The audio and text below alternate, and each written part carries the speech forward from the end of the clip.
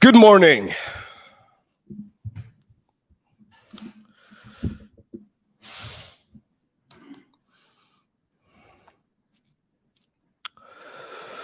Marcus, you should have open panel. I don't know what open panel is. But yeah, maybe he should. David, what's an open panel? Mm-hmm. Right. Yeah. Okay. What do you think about the 3 parts of the night? Well, you have to actually fill me in on what the fuck that is. Because I don't think I've ever heard of it. 3 parts of the night. And about what RST said, you can't pull in the first half of the night. Well, I think that is bullshit. I think, well, let's not be so harsh, because I think there are grains of truth to it in a way. It's absolutely not impossible, but I would argue that it might be a little bit harder because most girls are going out with plans. They have plans to go out and have a night out with their girlfriends, and they, of course, they're gonna get pulled at the end of the night. But really, let's think about it. If I'm going out with my friends and I have like a night planned, and I meet a girl on the way to the club and she wants to be pulled, well, I still don't want to leave my friends. I still want to go to the club with my friends and then pull later on in the night. So it's just the same thing, but from a girl's perspective. So I think that makes complete fucking sense. Now, to say that it's impossible is just insanity, because clearly you can. I've done it many times, and I don't know anyone that hasn't, if you put it that way. Like, everyone has, more or less. So it's definitely impossible. Less likely, though. What fragrances do you use in the night, and how much does it really help to use one? I think this is something that I have underestimated, how much it actually helps, but I find that it has a really positive effect. At least that's the feedback that I'm getting from the girls who are commenting on it. Now, let's say if I didn't build attraction in every other way, they probably wouldn't give a fuck about the perfume. Maybe they would like the smell, but they wouldn't fuck you just because you're wearing a certain perfume. Unless she has some very deep trauma associated with that perfume. Maybe her dad wore that perfume or some shit, but you get what I'm saying? So I'm gonna, if you give me 1 second, I'm gonna go get my perfume and I'll show you what I'm using.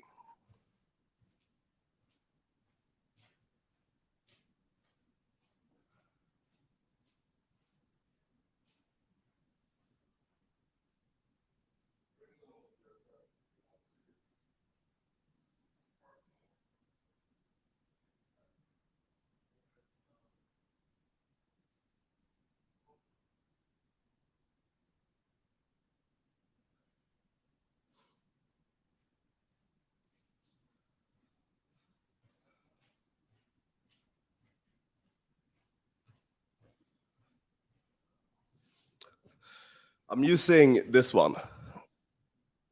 I don't know if the camera will actually focus in on it, but I will put the name in the chat. It's Tom Ford. It's Tom Ford and something in French that I will sound like a retard if I try to pronounce.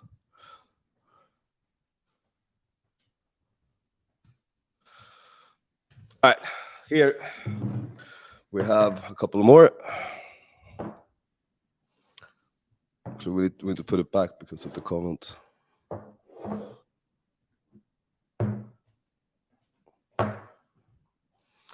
right. And David has tested all of these, and he has he's got like a scientific method behind how to apply this in the best way. Yeah, I'm not sure.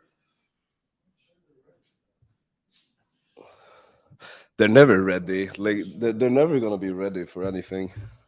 All right. Well, let's just start off very simply. Then, which one is your favorite and why? Just like general day usage. Ah, fuck. That's that's a little bit tricky because they're all fucking good. This one is good. Probably this one. Parfum de Marley. I think this one's the Leighton. But Yeah. this is the Sedley, but the Leighton and the Sedley is good. So Parfums de Marley. Mm. And this one was a little bit surprising. I didn't think I would wear this one so much. Mm. You know French. Go ahead and say that. I have no idea. Let's see this. Grain? I don't know. You know French, right? It's YSL. Yeah. So which one is best for night game? Because this is a night game focused live stream. Night game? Yeah. Probably the Parfum de Marley Leighton. Yeah. But if you get like a Tom Ford private collection, these things last a long time, and the girls could fucking smell you when you walk past them. So, like boys, I don't even know how to fucking say these in fucking French. But yeah, but they're all Tom Ford. Yes, tobacco, vanilla. A lot of girls like that, especially daddy issues. Yeah, girls that like daddy. Like any kind of like cigar, tobacco scents, right? So I've noticed that. Yeah. And if you get the vanilla, it adds a little sweetness, a little sweet daddy. Mm-hmm. And then if you want to go a little bit older man daddy, a little more mature, ombre leather. Yeah. You know, if you got the leather jacket on. You know what biker dad. You know what I think? The perfume has to be congruent to the perception you're trying to create. So, for example, if I'm going all out fuckboy with like ripped jeans and ripped shirt, and I just look like a coke dealer basically, then this one is I found this really good. Oh, because it's congruent. Like it makes sense. Like a guy who looks like that would smell like this. It just amplifies it. And then, you know, when you're getting physical and you're like holding them close, they're like, oh my God, you smell so good. And they start like, you know, smelling your neck, and then they start like licking it and this. Yeah. And then it just escalates, boom, boom, boom, and pull. Yeah, but I think it's important to fucking get a very strong cologne when you do night game. Mm-hmm. So something that's going to last all night. And it has to be like very strong, fucking attention grabbing. It's got to leave a fucking trail behind.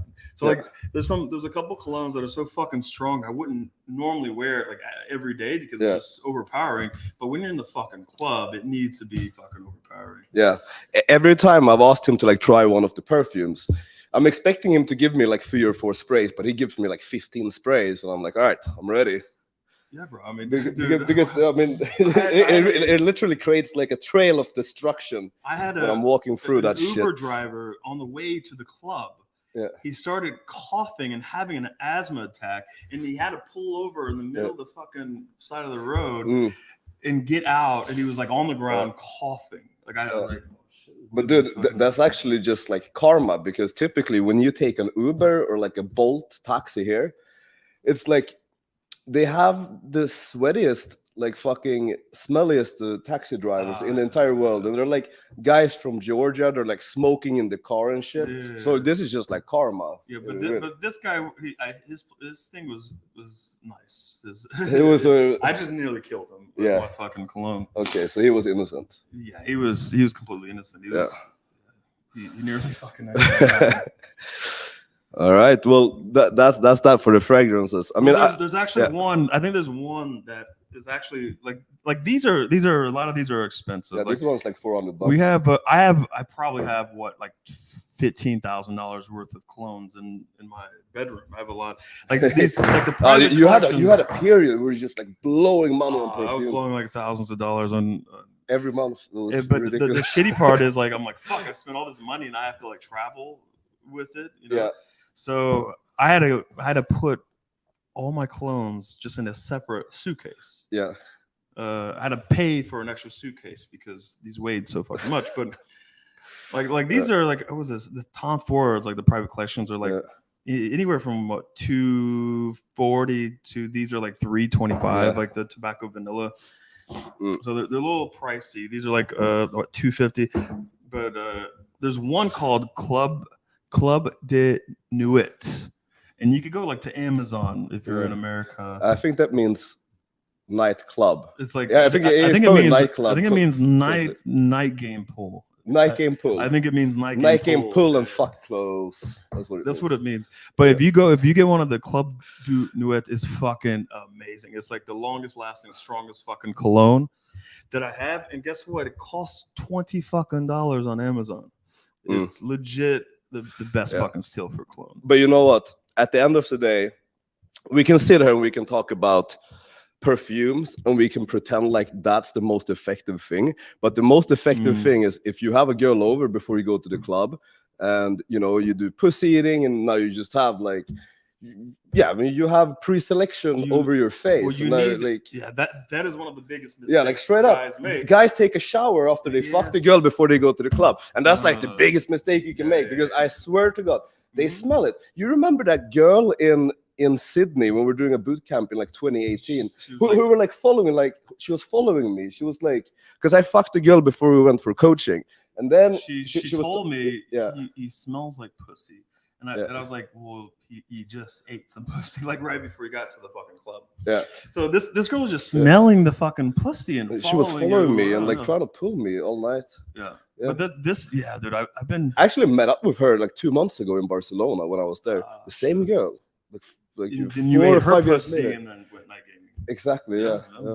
This is fucking circle of life. That's the way it goes. Yeah. But at the end of the day, guys, like actually, like no joke. I don't know if there's any science behind this. I'm sure you could find scientific evidence to back this up. But if you fuck another girl before you go to a club and you don't shower, like you are pulling again. Like you're pulling multiple times that night. I swear to God. Simple as that. All right. So Alex mentioned he doesn't isolate anymore. When pulling, do you make it explicit to the friends? Well, why would you do it to the friends when you're pulling? Because the conversation, the entire conversation about the pull is typically something that you would have with your girl. And I don't see any point in making it explicit with the friends. Right? I mean, at least if you're talking about the pull, right? Because sometimes I might tell the girl, like, hey, I'm going to take you home and fuck you. But there's no reason to say that to the friends. Like, they don't need to know why you're leaving. Although they already know. But, like, there's no reason for you to say it. Or do you run type routine in front of the friends? Yes, all the time. All the time. Guys think you can't do this. Guys think you can't talk about sex in front of the friends. And they're terrified to do it. I do it literally every single night.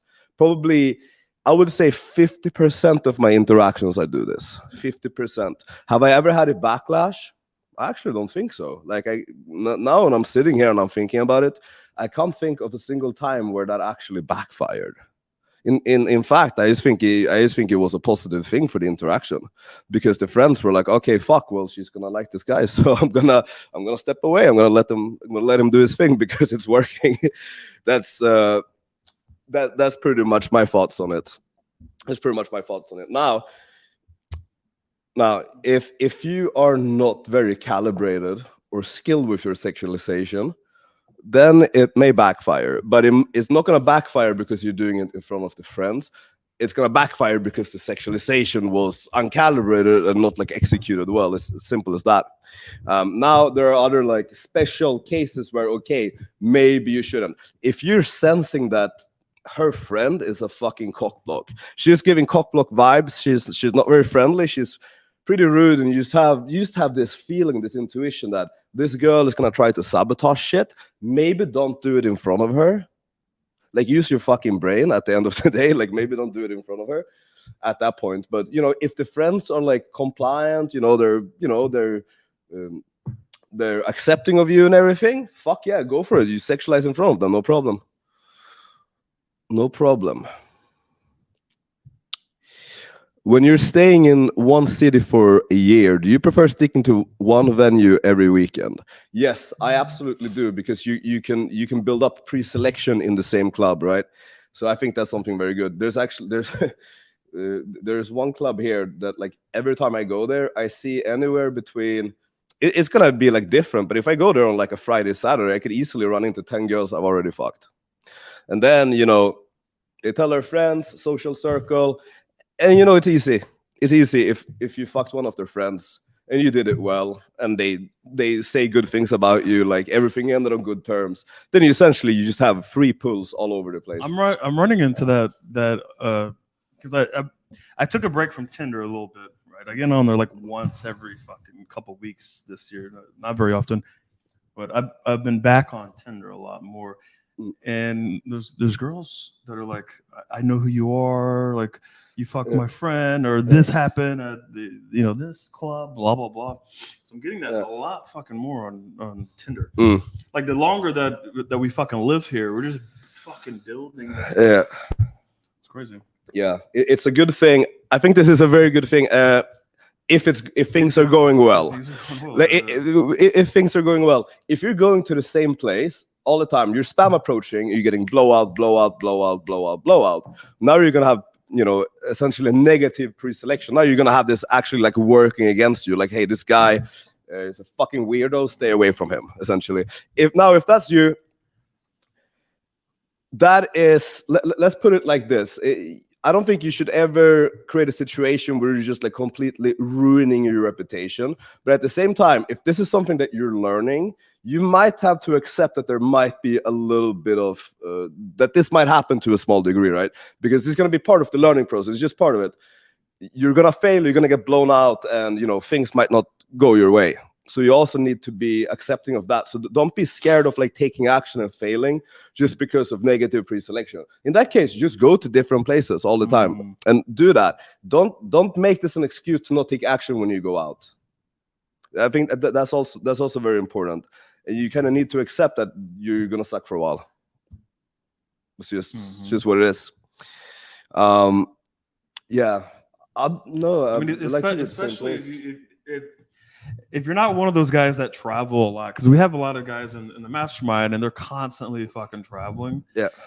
But not everyone is fucking traveling. Like some people are they live in like a medium-sized town, Yeah. So if you're a little bit more uncalibrated, let's say, and you're getting a bad reputation, it's a real possibility, and you're mass approaching and all this shit.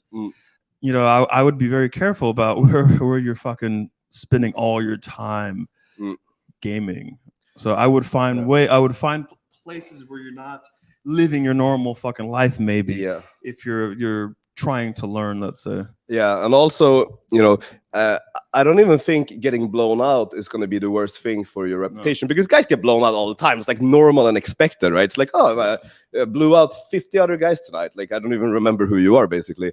But the problem, you're going to run into real problems when you get confrontational with the girls and you actually like get into arguments with them and like that kind of shit where it gets like hostile and confrontational. That's when you can really, really, really create a negative reputation, because they're going to remember you and they're actively going to talk shit about you. So that's like the important thing. If you get blown out, don't do this like reactive shit, like where guys are like, okay, fuck you, bitch, walk away. Like, don't do that. Don't do that. Just be like, all right, hey, have a good night. Walk on, move on. Don't lash out when you get blown out, because that's how you're going to fuck up your reputation very, very quick. Yep. Yeah. But look, hey, if you're getting rejected and you're not a fucking creeper, and you're fucking some girls and you're fucking them really well and blah blah blah, okay, that's like even then you might still have a net positive reputation. Net positive, because they might not remember the guy that they blew out, but they're gonna remember a guy that they fucked, or a guy that their friend fucked. So I think even if you get blown out a lot, if you still fuck a lot of girls and you do that well, then your reputation is still gonna be very, very net positive, I would say. So yeah. All right. If there is a mixed set and you decide to open the guy first, how do you do that optimally? I assume you have to somehow diffuse a gay concern and still the girl's concern. Maybe mention a girlfriend. Can you make sure this is on? Tap it. That's on. Yeah, it's on. Yeah. So I think the best way really is to go in and validate the guy, and then screen for what the situation is and like how they all know each other. So I mean, something that's easy. It's just to go in and like fucking compliment and validate the guy. It could be like literally the simplest shit, like, hey, I like shit that you would actually like read in magazines. Like, hey man, nice shirt. Where'd you get it? Hey, you seem really cool. What's your name? Boom, boom, boom, boom, boom. Like very simple shit. You don't need a routine. You don't need lines for this. Okay, you can go up and you can compliment the guy. You don't need lines or routine for this, right? And then essentially what you want to do is you want to screen for what the dynamic is. Like, hey, how do you know your friends? Like, how do you all know each other? Boom, boom, boom. Get that info, and now you can like, now you know, and you can sort of like strategize like a game plan here. Because if one of these girls are his girlfriend, well, that's very good information. Now you know, okay, well, don't go for her. You go for her friend who is equally attractive, and it's just a smart way to go about it. You don't have to deal with a gay concern unless you come across like you're gay, which then we could actually ignore this entire question, and we would actually address like, why are you coming across like feminine or flamboyant, or like you're out trying to fuck guys? Because if you're going up and being friendly and giving a compliment, like no guy is gonna think you're gay. Yeah, I mean, but unless you come across as gay. Like, what are you doing? Go on in and like grabbing the dude's dick or something, or like trying to seduce the guy. Like, hey, bro, like nice biceps, holy shit. That. Like, I don't even know like what you would do to get that, but yeah, no, I would never think about that. And stealing the girl's concern. Well, I don't know what type of concern the girl would have here at all. And also, if you mention a girlfriend, well, that could actually backfire hardcore, because what if then you go to the girl and she's like, yeah, but I can't do anything, you have a girlfriend. Oh, I lied. Why did you lie about it? You're just creating like unnecessary complication. I'm sure maybe you can work your way around that somehow, but why? I don't see the point in it. If this is all to make the guy think you're not gay, then I mean, I think we need to address something else. I think maybe you're trying to convince yourself that you're not gay. Yeah, I think maybe he's wearing a different kind of perfume. Maybe you borrow your sister's perfume. Maybe then you know. Yeah, that could be it. Yeah, but if you're wearing this, no one's gonna think you're gay. Do you prefer opening single sets first before you talk to groups when you enter a club? I don't have like a real preference, to be honest, because single sets, well, they're great in a way that you don't have to interact with friends for now, because there are probably friends coming, because not a lot of girls go to a club by themselves. So it might be a single set for like the first minute, but then the friends come and you have to address them anyway. But then also, when you're opening a single set, you're pretty much at the mercy of the girl being initially compliant. She has to like something about your open or the way you look or whatever. You don't really get the same type of room to build up your value, because it's either like, hey, either she wants to talk to you immediately or she doesn't, pretty much. But if you open a group of people, then there's always going to be one compliant person in that group that you can build your value up towards, and then you can transition. So, I mean, at the end of the day, I don't really think it matters. For me, I'm like, I'll do either or. I'll do massive group sets. I'll do a single girl by herself. I really don't care, personally. Now, I think a lot of guys, they find group sets to be more intimidating, which does make sense. But in a way, when you get comfortable with group sets, they're actually going to be easier. Okay, can you tell me your verbal structure for night game or any interaction in general? So there's no difference between if this is Tinder, day game, or night game. The verbal structure is going to be pretty much the same. It's going to be pretty much the same all the way through. And I've mentioned this in like 100 videos already, but I'll just run through it quick. So the first thing you do is you have to open. And the most important thing that you do, like from the moment you open and at least like the first like minute forward, is that you need to create a lot of emotional impact. How do you do that? I think one of the biggest tools here is going to be your tonality. This is absolutely going to be your biggest tool. Also, you can display a lot of value indirectly for your body language and your subcomms. For example, my mindset around this, whenever I go into any interaction, I don't really care how it goes, except for this. I want her to be thinking that I am the most confident and assertive fucking guy she's spoken to in her entire life for this year. That is what I want to accomplish. Whatever happens after that, whatever. But when you go in with that mindset, your behavior is going to be pretty fucking on point. And then essentially, when you have her like a little bit hooked, when she's willing to stand there and like essentially like just listen, that to me that's the hook point basically. I want to display as much value as possible, and this is like a big part of this is going to be through behavior, like pretty much through what I already said. But it's also going to be verbally through, let's say, for example, lifestyle DHVs, pre-selection DHVs, sexual authority. It's going to be any form of like implied social proof, whatever I can come up with at that point. Then I want to be able to. I want to find opportunities, excuses, or to make her qualify. I want to get her to qualify on personality traits that are going to make it easier for me to move the interaction forward. This is something that you probably heard me talk about like a million fucking times already, but I'll just repeat it really quick.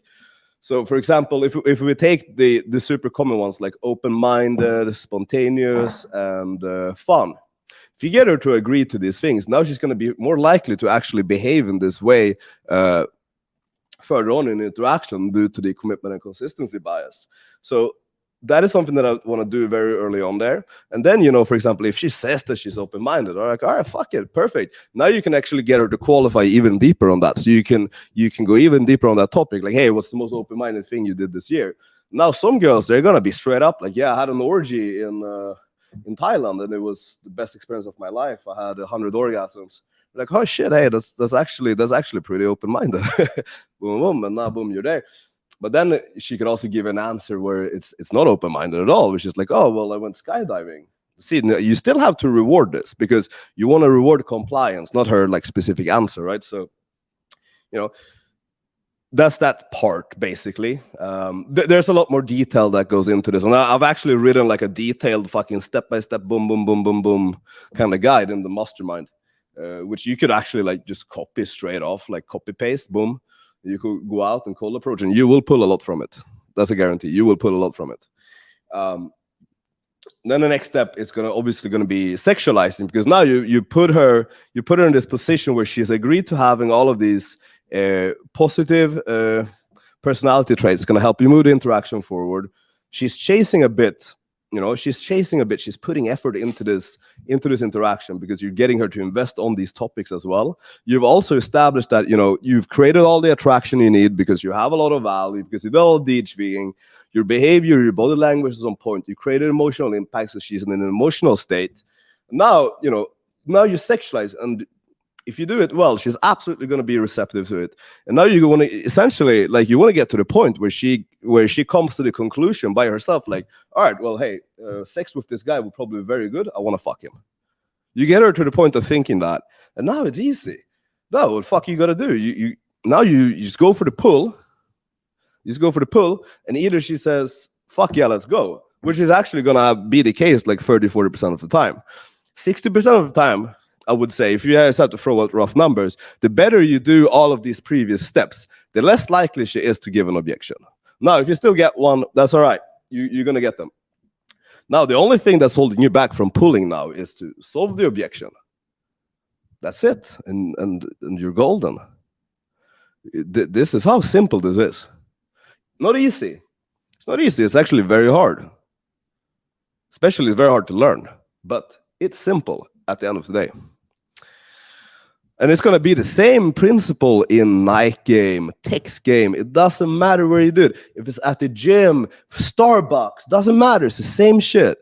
It is literally the same shit, no matter where you do it. Same shit. What pulling line do you use? Typically it's something like, all right, well, I'm going to take you home, and I'm going to eat your pussy. I'm going to take you home. I'm going to fuck you. Or it's something as simple as, all right, let's go to my place. That's my pull line. Simple as that. After party, I don't like it. I don't like it because it's a bad frame. It's a very bad frame. Especially if you haven't sexualized with the girl, because then the girls are literally expecting an after party. And you know what happens then? Either you run some good game back here, you build sexual tension, and then you take her to the bedroom, which is, hey, that's cool, it works. But if you haven't been able to create that sexual tension in the club, what makes you think it's going to be easier to do that when you get home? In my head, it's actually, I feel like it's going to be easier in the club actually, because you have her in that more emotional state, right? So I think that's just going to be easier. And then, these are the situations where you really could like get, where you pull the girl, but you're not able to close because she thought she was coming for an after party. Guys call this LMR, but it's I don't even know if LMR is like a good term for it, because it's not even, there was never an agreement. If you take the term LMR, last minute resistance, that implies that at some point there was an agreement that you were gonna fuck and she changed her mind. But actually, if you're pulling with this after party shit, it's not LMR. She never agreed. She had no idea what the fuck you were planning. So I think it's a horrible frame to pull under. Absolutely horrible. Because you could spend a couple of more minutes in the interaction, and you can get it to straight up agree to, hey, we're gonna fuck. Much better.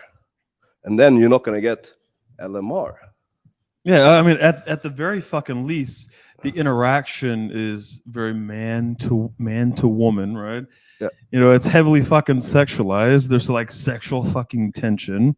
There's touch. There's, it's either implied or there's some clear fucking sexual attraction. Unlike this fucking RSD shit where it's like, hey, buddy, like I'm a cool guy, you want to come back and have an after party and pizza? You want to go to the pizza?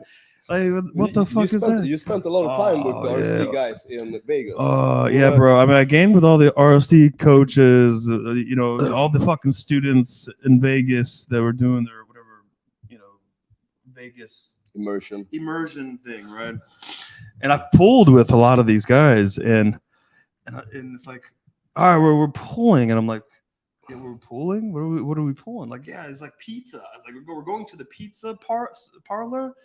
I'm like, nah, bro, I'm not going to get pizza. I'm gonna take my girl home and fuck her. You do whatever. We're not getting pizza. We're going back to our place. Yeah. I go, so you told the girls we're all going to get pizza? So I'm like, all right, let's, I don't. The first time I was like, I don't know. I've never heard this before. A pizza parlor? You're like, hey, these guys, they're doing this professionally. They must be really good at it. The first time I actually thought we were going to a pizza parlor. So I'm like, fuck it. Okay, I will go to a pizza parlor and I'll just pull my girl after the pizza. Like, whatever, it's cool. And we get to the pizza parlor and the girl's like, we didn't get to the pizza parlor. We got to someone's apartment. And the girls were like, where are we? Yeah. And I go, do you have like a wooden oven in your fucking living room or what? Yeah, and I was surprised too. I was like, I thought we were going to the fucking. They pulled me to middle of fucking nowhere, and the girls would not get out of the fucking taxi. Yeah. And I was like, yo, I was apologizing to the fucking girls. I'm like, yo, this was them. I thought we were going to get fucking pizza too, right? Fucking weirdos.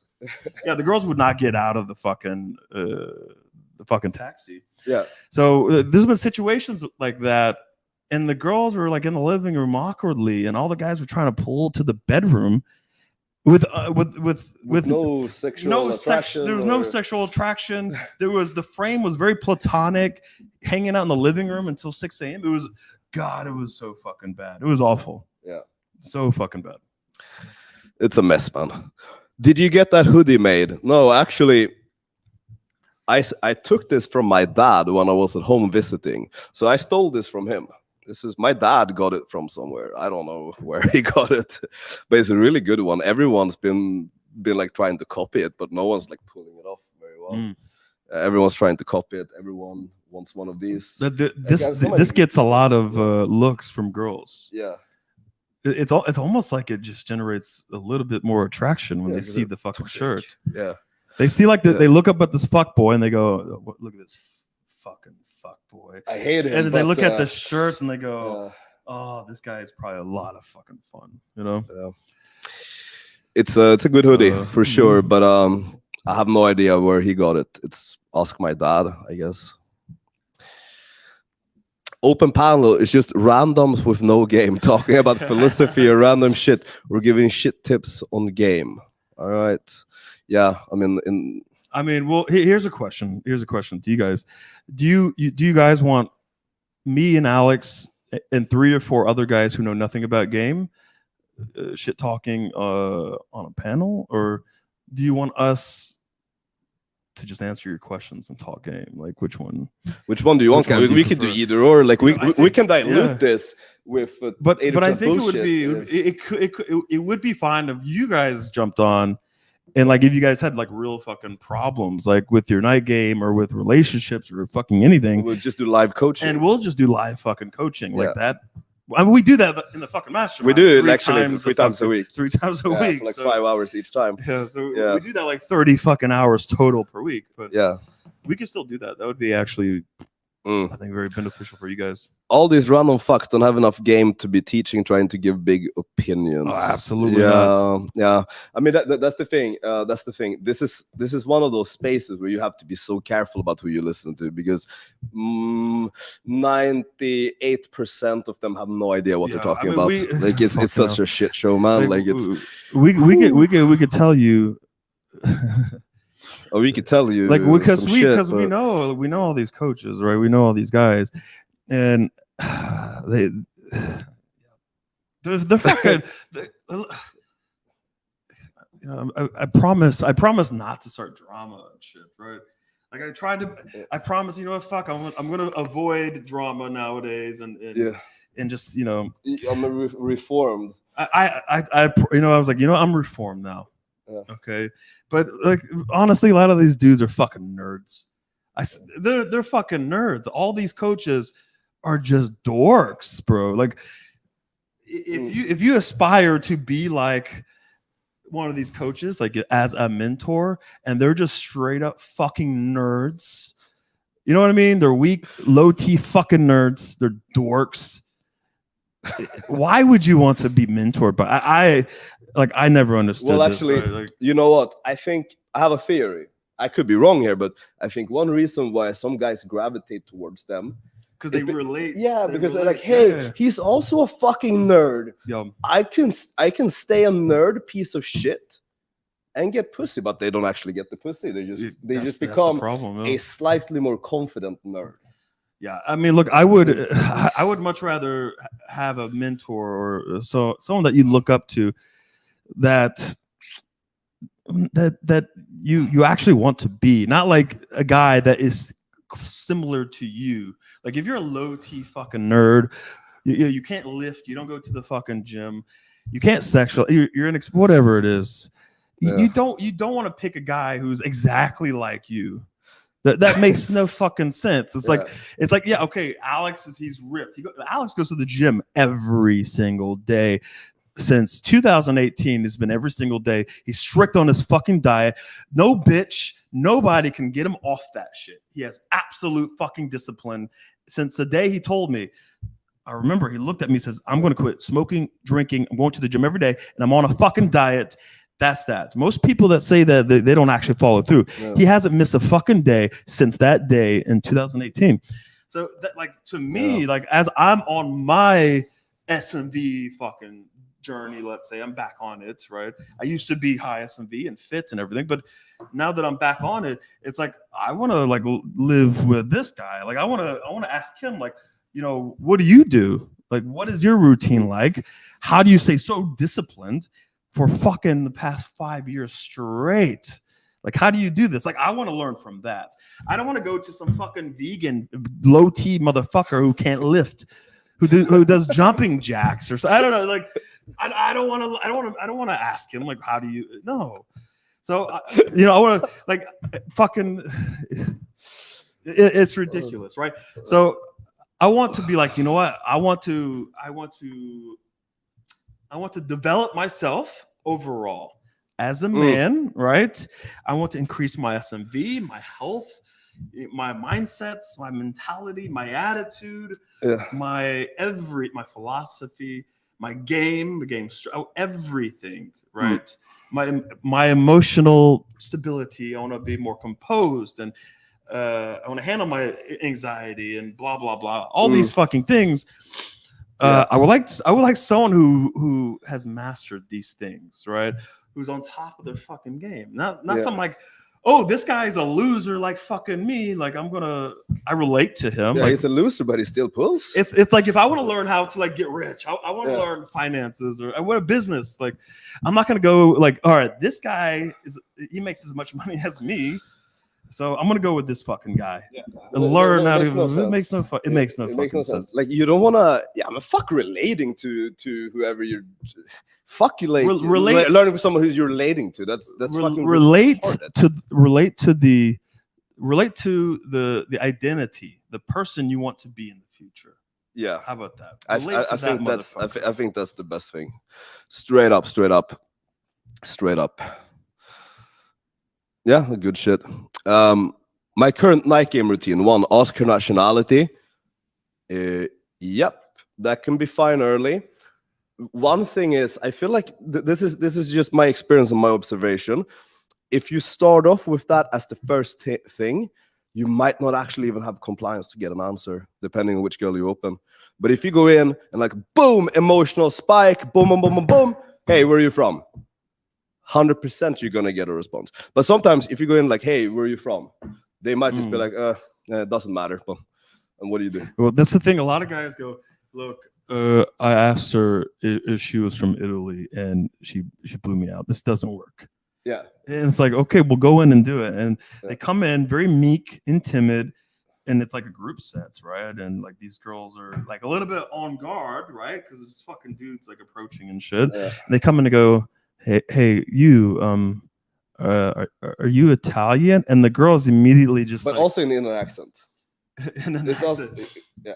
In a Indian accent, like even worse, guys. Don't put on an Indian accent when you go in. But it's like, hey, are you from Italy? And the girl's like, get the fuck out of my face. Like, it's so easy to fucking ignore you, right? Yeah. So of course it's not going to work, right? You got to go in, like Alex said earlier. Like one thing he wants girls to at least say about him, no matter what happens, is, fuck, this guy is charismatic and just fucking confident, the most confident motherfucker that I have met all year. Even if I have zero attraction, zero anything, I'll at least, because this is in my control. I can decide how charismatic and how confident and assertive I'm going to be. I can decide that. I can't decide her attraction levels in the same way. I can only decide the input. I can't decide what comes out of it. So that's what I want to think. Like displaying such fucking confidence as your first impression is spiking her emotions, is hooking her. It's possibly actually building attraction within the first seconds, right? That's like building attraction. If you go in and like, okay, this guy's not really my type, and you're not displaying that dominance and that assertiveness and the confidence, then she could look at you and go, he's not my type. And she could make up her mind and be like, whatever, I don't care. But if you come in and the first thing she notices, like, fuck, this guy is confident and assertive. She may not even notice that you're not even her fucking type. She just sees the fucking confidence. You used to experience like girls forget that you were fat. They had no idea. The girl, I swear to God, guys, it's amazing. Like I have guys hit me up and they go, very few guys, because there's not a lot of fat guys in the community, but because they're all like sitting at home playing video games. But they hit me up and they go, how do you do it? Like how do you do it as a fat guy? And it's like, well, a lot of times girls don't even notice that I am fat, right? Like I have girls, like this is amazing. I remember getting this a lot in 2018. Girls after sex would be like, why me? And like these girls are like fucking fit and hot, and they're like, why me? And I'm just thinking, do you not realize I'm a fat old motherfucker? You're like this hot 19-year-old that's super fit. I'm like a 6 and you're like a 9.5. But you don't see it? Yeah, I'm like a 5 or 6, and I'm fucking fat. I'm old as well. On top of that, I'm balding, And the girls they don't see that. Yeah. And they're like, why would you choose me? And I just and I want to say like, do you not see it? Do you not see anything? But you also don't want to deal. But I don't want to DOV you myself. You don't want to remind her, and she goes, "Oh fuck, he's right." I don't want to like bring her back into reality, right? And it's like, you know what? At first I wasn't into you at first, but you won me over, Yeah, I say that. And like some bullshit like this, right? but it's shocking. So it's you overwhelm them. It's essentially you overwhelm them if you're like a guy who's not high SMV. Okay, there's a lot of guys here who think they're ugly and what probably not fat, to be honest. Not a lot of fat guys. Maybe just like skinny fat or whatever, or just average.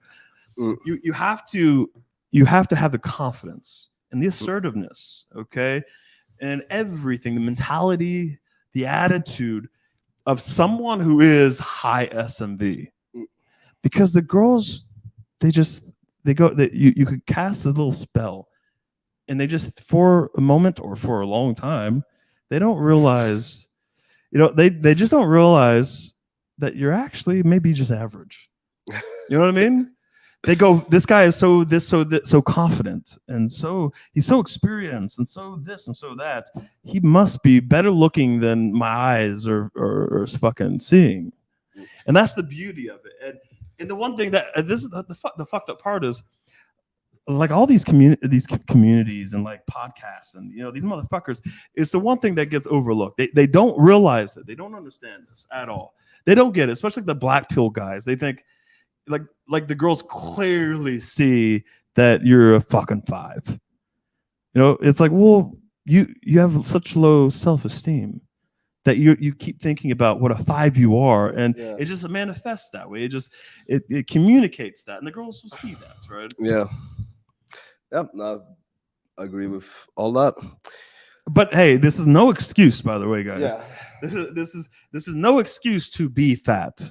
There's no excuse not to eat healthy. Just because we gained fat. I've also been fat, by the way. But the problem is that we pushed it very hard. We worked very hard to overcompensate all of our weaknesses, let's say. And the bad part about this, I will have to say about myself, right? The worst part is you become very comfortable. If you're a fat guy, okay, and you're just like, if you're pulling and you're getting pussy, and like, there's no problem, right? Like when I look in the mirror, I never saw a fat guy. That's the fucked up part, and it's good and bad. I look in the mirror and I just go, okay, like I look, fuck yeah, I look, like a big, I'm dominant. I'm just like a big fucking dominant guy, and I'm fucking bitches, like.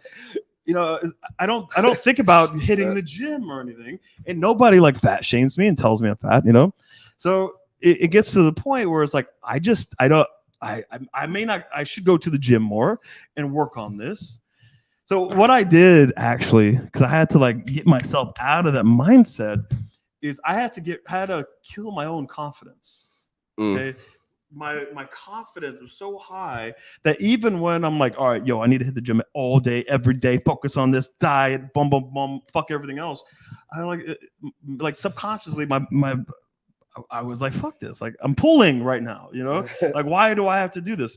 So I had to just kill my own confidence. I had to fat shame myself. Like, you fucking fat fuck. Like, you don't deserve any fucking pussy. I had to bring down my own self-esteem and confidence just so that I realized, like, fuck, I need to hit the gym every fucking day. And that's what I've been doing for 450 fucking days straight. Yes, you're on a 450 days streak. 457 straight days, I believe. Yeah. Straight days, every day. And I've lost what? I've seen the proof, by the way. I've seen the screenshots. We have a group on Facebook, like a private group, where he screenshots and he posts every day. And he's done from like day 1, 2, 3, 4, 457. Every single day I post. Yeah. All right. So step number 2 here after Oscar nationality. What she thinks about guys from the city. Yeah, but you also want to be careful. You're not asking this from a place of like, well, number one, you're a gay guy and you're wanting to know about the guys in your town, right? So, just be careful about the framing. Yeah, like, hey, where can I find the hottest guys in the city? Hey, like, how do you like the guys here? Like, I don't know. Like, if the girl asks you, like, what do you think about the guys? Then she thinks you're gay. Just a heads up, okay? So make sure that you're not asking this in a gay way. Yeah. Make sure you're not asking this in any way that the girl would think anything negative, that you're bitter about the men in this town. Yeah. Because that is probably the biggest mistake when guys ask girls, like, what do you think about the guys from the city? The girls think fuck, you have a problem. Like you Yeah, got like, did someone fuck your girlfriend? Yeah, or- like are these guys from I don't know whatever city, like guys from London, like cucking you this whole time? Like they're fucking all your girls. This is just a lot of students. Like when we're listening in to students, that is like one of the biggest Comes mistakes across. they make. It comes across like I fucking hate London guys, right? And you don't Yeah. want to do that. It's kind of like like these London guys, they just don't know how to fucking treat you, do they? Like they don't know how to. They don't understand like how fucking submissive you are. They don't understand that you need a fucking dominant man to take fucking control in the fucking bedroom, right? That's something that girls tell me like after I fuck them is probably the one thing they really hate about guys from XYZ, right? But you know this is why I get so much pussy here. You know what I mean? It's like I just know how to really take control in the fucking bedroom. I know how to fucking choke a girl properly, give her 30 fucking orgasms. But you know these guys, unfortunately, I'm sure you've experienced this. Like how many orgasms do these guys fucking give you? You know, like 1 or 2, maybe, if you're lucky. You know, yeah. How did you know if I'm lucky? You know, yeah, that's really sad. Like I mean, if I took you home, I would easily give you at least 15 orgasms. Like it's easy. It's not a problem. Like, actually, I'm gonna pull a girl here tonight. By the way, I don't know who it is. Some lucky girl, but whoever that girl is, I'm giving her at least 15 orgasms. I'm gonna do my duty in this town to give this girl the most orgasms of her fucking life. Now, I've never seen this not work when you've done it. I've never seen it not work. Worked literally every time I've done it. Yes. It's like there was not one time where I didn't do that. And the girl started to actually chase to some degree. Some girls hardcore, they go, I would like to see that. You know, like I want to see you do that. And it's like, oh, I could fucking do it. Let's go right now. I was like, okay. Or it's like slowly the girl's like maybe making a little bit moves. She's like, hey, and come, let's go to the bar. She's doing something. You go to the drink, or I come over here. Like it depends on to what degree the girls like move this forward. Yeah. But once you get to that point, at least when I do, it's just like, you know, just waiting for the girl to like close you or to pull you at this point. Guys will hear this and they will go out to try to copy it. They will fail. They will fail miserably because they won't have the delivery down. It's going to be uncalibrated. It's going to be incongruent. But you see, the way he said it sounds fully congruent. That's the way it works. You have to sell it. You have to sell it right. It's your tonality. It's your delivery. It's your subcoms. It's the way you speak and the way you look at her. It's the timing. Zero hesitation. No certainty. Like if you're hesitant and you sound like you're reading off a teleprompter, you know, the girls are going to go, yeah, I don't know about this. This sounds like a script. Like there's some red flag here. Yeah. But if you say it like fucking so smooth, the girl looks at you and they're like reading your body language. It's Terminator. And the girl's like, oh, fuck, this guy is like, he's very congruent, very confident with this. And they immediately believe anything you say at this point, right? It's fucking easy. Yep. And then tell her how inexperienced and immature guys are. Well, he essentially went through it. Dom subroutine, that's what he said. Exactly. Yeah. I mean, look, that's a good structure. Yeah. If you pull this off, if you do this the right way, you can pull with this every night. Every fucking night. Every night. Every single night. Multiple times. If you have this structure down. Yeah. Good subcoms, everything. This is good. Like you will probably never need. Like you can stop consuming game content if you know how to do this. You can unsubscribe. You can leave. Like you're done. Like you have everything you need. Straight up. This is if you have this, you're able to do this. You're pulling every night, every day and every night. From Tinder, day game, night game. This is all you need. How would you open a set of a girl facing away from you in night game? Would you advise against touching on her shoulder? Well, I feel like it depends so much on how you do it. Who are you and how do you do it? Because I can touch a girl's shoulder and she will boom turn around, no problem. Oh, I did that today in the middle of the street. Yeah, girl was coming this way. Yeah, she's coming this way, and she came by and I just tapped her on the fucking shoulder. She's like, yeah, right in the middle of the fucking street. Yeah, no. Yeah, but I tapped and I go close proximity. I was like, hey, girl. You know, and she's like, yes. You know, so it depends on like your body language and like how do you. because sometimes that could be a fucking annoying, guys. Like this whole tapping thing. Yeah, like and girls. I see guys do this. Yeah. It's like a kid nagging his Yeah. mom in the supermarket. Yeah. Mom, get the cereal. Yeah. Like that. And the girls are like, what? Fuck off! Like, what are you doing? You know? Yeah. So, And also, if she turns around and she sees a guy, like, you look like you're an artist. Some shit like that. Like, then it's like, all right. But it all depends on, like, you can tap, you can not tap. Like, I don't think it matters. It all depends on who's the fucking person she sees when she turns around. And now I'm not talking about your SMV now. Well, actually, a little bit. But, you know, your subcons, your body language, everything. If she turns around and she sees something like, okay, well, this is attractive, or at least doesn't give red flag, you're good. But she's not going to remember that you tapped her two times. Right? She's not going to be like, everything about this guy is amazing.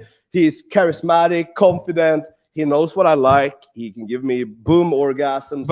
This. But I have to say, because a lot of guys ask this question, this whole tapping thing, their vocal tonality in the club in general is weak. Okay, so they're thinking they're not loud. So I don't want to be loud. So I'd rather just tap girls. And it's like, you know what? If you have to tap girls because your tonality, your vocal tonality is just garbage, you can't speak up, right? You have just shit tonality, okay, and you have no strong presence when you do speak. Then I would suggest against tapping girls on their shoulder and actually work on your tonality and get their attention with your voice. Trust me, when we go in, we don't have to tap. When we go in, they have no choice but to turn around and fucking look. Yeah. We're very fucking loud. We have a very deep voice. Instinctively, the girls pay attention. Yeah, there's authority there. See, I'm even doing this thing where if I'm standing and I'm talking to my wing, I'm doing it in a way where it's very charismatic, because I get lazy when I'm talking to my wing. I could be like, yeah, cool. Yeah. What did you do this weekend? Yeah. But typically, if I'm standing in night game, I will be loud, charismatic, and all that shit. Sub comes on point when I'm talking to my wing. And I'm doing it with authority. Girls are seeing this around the room, boom, boom, boom. You get IOIs from everywhere. And all of a sudden, because you and your friend, you're the only two charismatic people there, because everyone else is standing in the corner fucking awkward, or like scouting for girls, or they're like nervous to approach this on shit.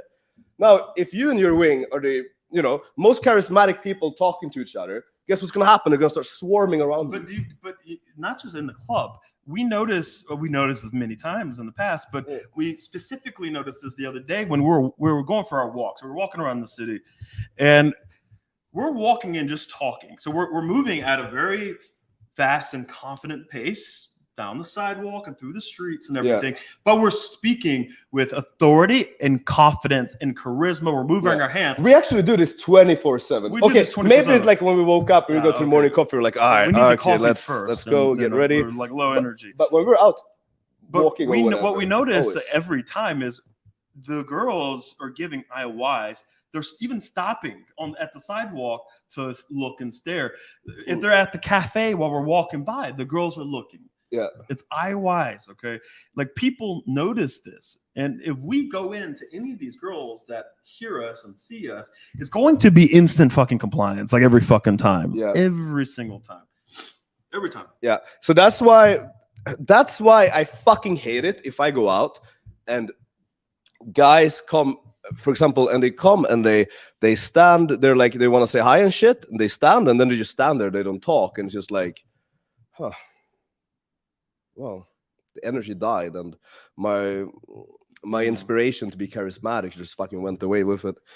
So I hate it when guys are doing that, or they're coming up and they're talking about game. That's one thing I fucking hate, is talking about game when you're gaming. Because I don't want to be in that fucking headspace, right? I want to be in a headspace where I'm having fun and being charismatic, because it's going to carry over to my interaction. But if someone comes up and starts asking me questions when I'm like having a drink and I'm trying to have a good time, and like I'm trying to fucking get in the fucking zone, it throws me off getting in my zone. I had that issue when I was living in Vegas years ago, like, because there's a lot of like pickup guys, and they would come up and they would ask questions. I want to talk about games. It's like, bro, you're at the club. Yeah. let's like you're at the fucking club and you're like, "Wah, wah, wah, wah, wah." I would tell guys like, yo, don't talk to me about this shit. Don't come up to me. Sometimes I do this, but they keep going, and I'm like, bro. Going. It's like, hey, fucking... let's go bring some girls or something like that. Do something. Like you don't have to talk about game all night. You're at the fucking club. I'm like, hey, sometimes I'm like, hey, let's talk about something else. They find a way to transition it back into the game because like, okay, well, how can I extract more value from Alex from this conversation? Literally, and like it's just the smart thing, the smart guys, because there are very few smart guys. Oh yes, the smart guys actually bring girls in. Yeah. So they go, hey, this is my friend Alex. And it's like at this point, it's like you have a girlfriend, you are game time, or you like, they can see free game. So now they actually get free game, and they potentially get the pool with you, right? That is the smart thing to do, right? For sure. Some guys actually do that, and that's smart. And like I will give a lot if guys are coming up and they're being social without asking or talking about game. They're able to engage me in a normal conversation. I will give you like unlimited shit, like straight up. But if you come up and you talk about game, I'm gonna try to get away, straight up. Simple as that. I don't know how we transition into that from this question. Like, how the fuck did we transition from touching her shoulder? Let the pros, Marcus, Alex, and David run the show. No one gives a fuck about students' prolonged opinions and theories. Make the students stick to asking questions, nothing beyond that. I think actually he does have a point here, because you shouldn't give airtime to people who have no idea what the fuck they're talking about. Because it might also, well, I'm not saying students, right? But I'm talking, if you're bringing people on like a panel or something, if you're on a panel, you have like implied authority. People who go on and watch, they're not gonna know. Like if they come on and they watch without like knowing anything, they might think that just because they're on this stream, they know what they're talking about. Yeah, but that would actually fuck up my OCD. Like having a panel with dudes like giving their opinion, that don't know what the fuck they're talking about. Because I just want to be like, bullshit. Like I couldn't sit there and fucking listen to it straight up. I think asking questions, like if they're having issues with the relationship or something, a lot of you guys may have the same issue or has had or will have in the future, and we could do a coaching. I think coaching on like live coaching is actually fucking good. Yeah. Again, guys, in the mastermind, we do that 3 times a fucking week. Live coaching. I would even do it. I would do live day game coaching and stream to YouTube. Yeah, like, I'll actually be thinking about that. I've done that in the mastermind where I take a student, we get the audio going, and I literally like live stream the entire day game coaching session on Zoom. So I might do that on YouTube. Old Spice, you smell like her daddy. Yeah, her daddy smells like Old Spice and Mountain Dew or some shit. Ombre leather is fire. Yeah, that one is good. Fucking good. Sometimes when I go out, I feel on top of my game and have great success. Some others, I feel out of my zone and find it difficult to even approach. I think that's completely normal, man. Yeah. Wait, that's normal. Like that is normal. Like sometimes, even now when I go out, I go out and I'm like, fuck, I'm just not in the mood to talk to anyone. Like I just don't want to fucking socialize. I don't want to talk to anyone. Like I'm not in the mood. Like I just want to stay and talk to my wings. I don't want to. I don't want to fucking talk to anyone. But then you talk to someone and you're like, boom, game, and I just get warmed up. Like, all right, let's go. I'm ready. I woke up. I'm ready. That's the crazy part. Like you've dragged me out to the club on nights where I'm like, yo, I'm just not, like, I have no energy. Like I have nothing. Yeah. If I go, I'm literally just going to be like I want to go home and sleep. Yeah. But you've dragged me out, and those are some of the best fucking nights, right? Because fuck, you get into like one situation, in like, and let's say you all of a sudden you have like a hot girl who's like coming up, is like, oh, you're really cute. Yeah. You're gonna be like out of your zone if some 10 comes up to you and is like, I don't know how to say his fucking name. Christos. Like, Christos, you are the most handsome. You're a Greek god. You are a Greek god. I could not. I saw you from afar and I had to come say hi. Like you'd be like, all right, I'm in my zone all of a sudden, right? So sometimes it just takes like one like one good fucking interaction and you're in the zone, right? Yeah. So like we've had some of our best nights when we really did not feel like fucking going out at all. So I think that also one of the best things to do is what a lot of guys make the mistake is if they're feeling whatever out of the zone or out of state or whatever the excuse is, they dwell on this. So they keep telling themselves, I'm tired. I shouldn't go out. I'm tired. And they just repeat this in their head and they tell their friends this over and over and over. It would be much better if you just didn't think about it. Like, okay, you're tired, whatever. Okay. Or if you just replace it with, yo, I feel fucking amazing, actually. Yeah. Exactly. I feel great. I feel great. I'm not actually tired. Like, fuck this. If I go out, I want to build this energy up and blah, blah, blah. All of a sudden you have some energy. Right? I've made this a rule for myself. I will never complain out loud. I've made this rule. I will never complain out loud, especially when I'm out. But I think we've all done this over and over again, right? And we still do this sometimes, and we have to catch ourselves saying these things out loud, like I don't feel like it. Yeah. It's like you gotta catch yourself and replace it with the very opposite, right? Like actually, no, I feel like going out. I'm actually, I think I'm building this up. I'm getting into the zone. We're getting into it. Fuck. For me now, I don't even need one good interaction. I just need to say a few sentences. Boom, boom, boom, boom. All right, I'm done. I'm good. That's all I need.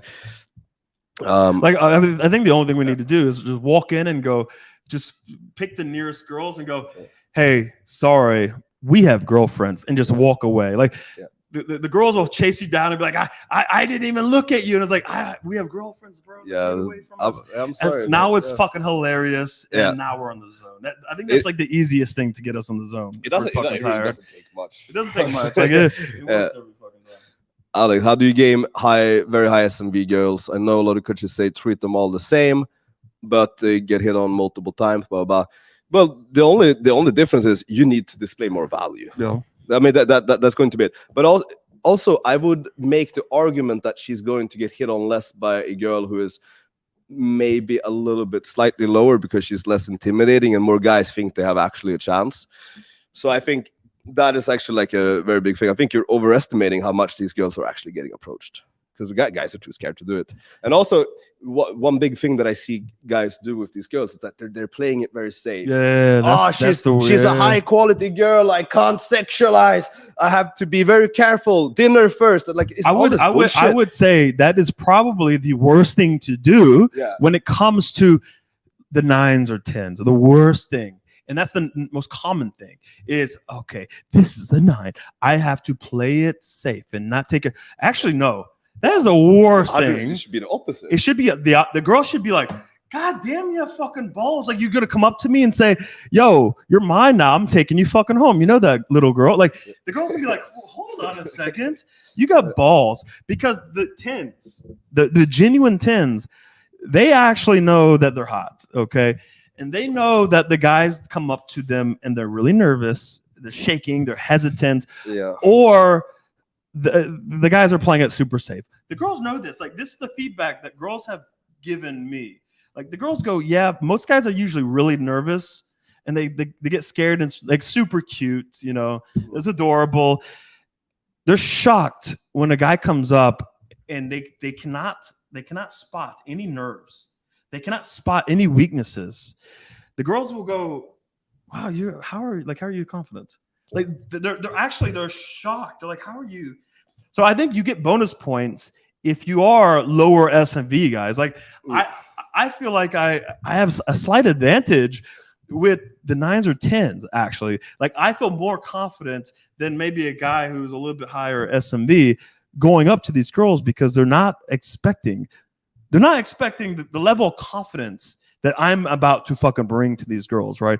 Because I don't get nervous. It doesn't matter how hot. You give me the hottest girls and put them in front of me, I feel nothing. A 10 and a 4, it means nothing to me. Like, there's no changes in my body. There's no emotional change at all. It does nothing. So the girls are shocked. They're like, you fat motherfucker, you should be a little bit nervous. So the girls are going, you've had really hot girlfriends, haven't you?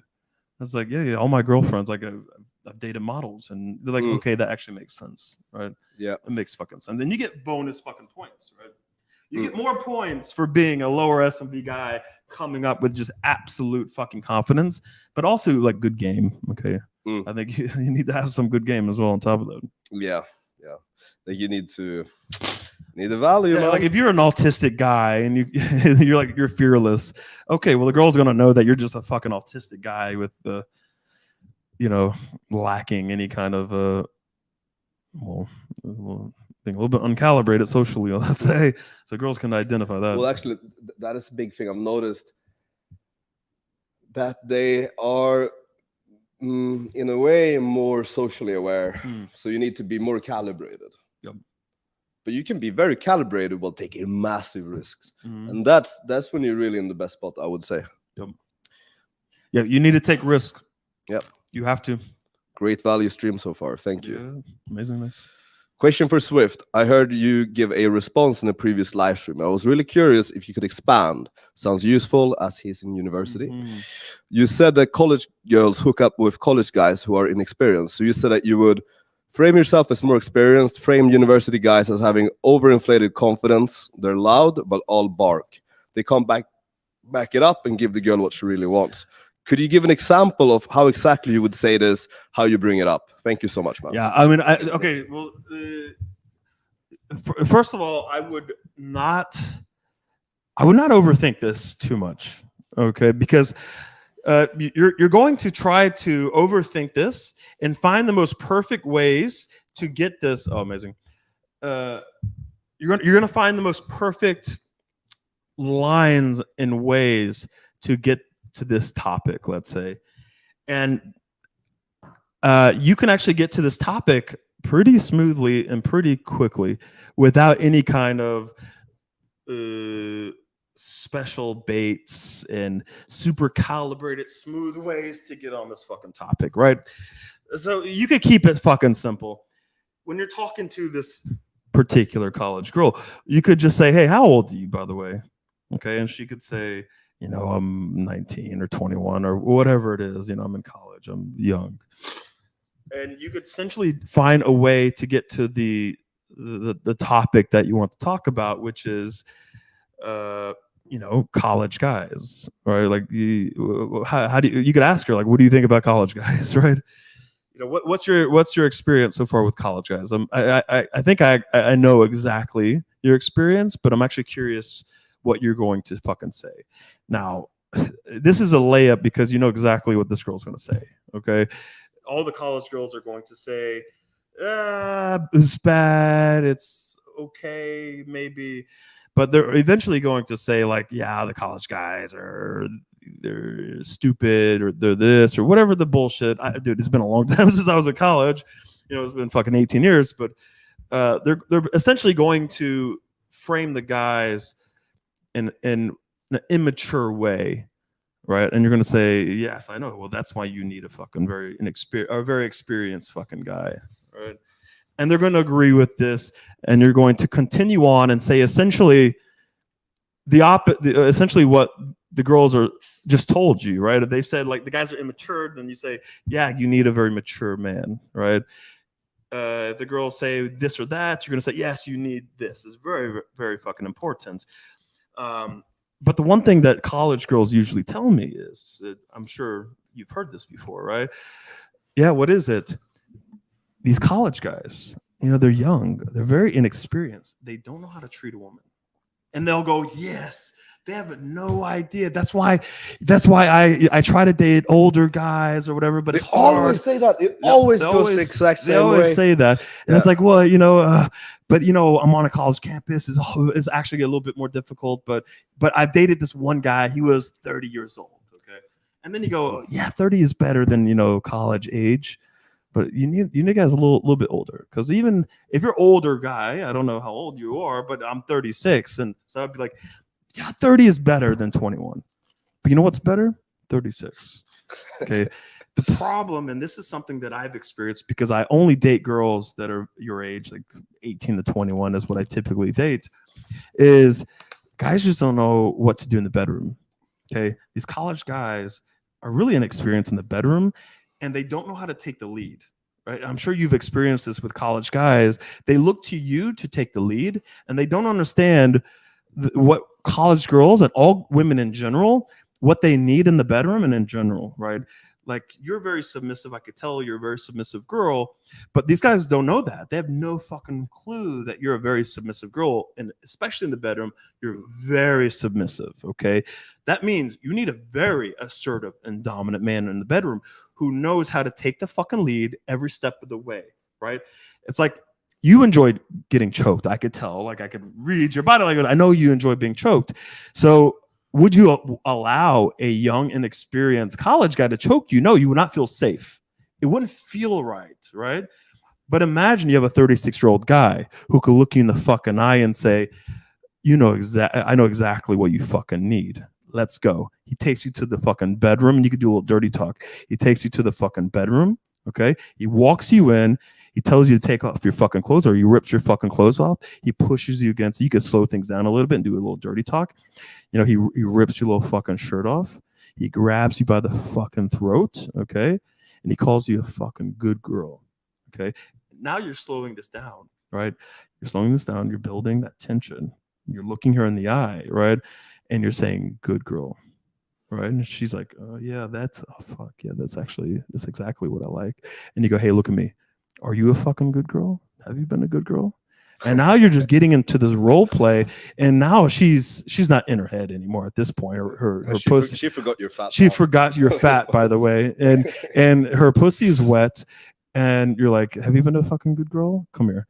And now you could either test compliance to choke her, okay? But if you're us, you just know that you kind of go in. Yeah, but I'm not don't guys. If you know, you know. If you know, but I'm not recommending anyone going around choking girls. I'm just saying, don't do that. If you're me and Alex, then we could do that, and it's the right move. Well, I'm going.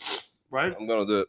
Straight up. So now what have you displayed at this point? You've displayed literally everything you need to pull, but you don't have to stop there, right?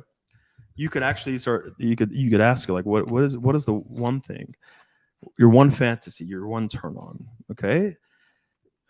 Maybe she answers, maybe she doesn't, okay? If she answers, like, I've always wanted to get tied up, you're like, well, that's actually perfect because I have a rope at my fucking place and you look beautiful tied to my fucking bed.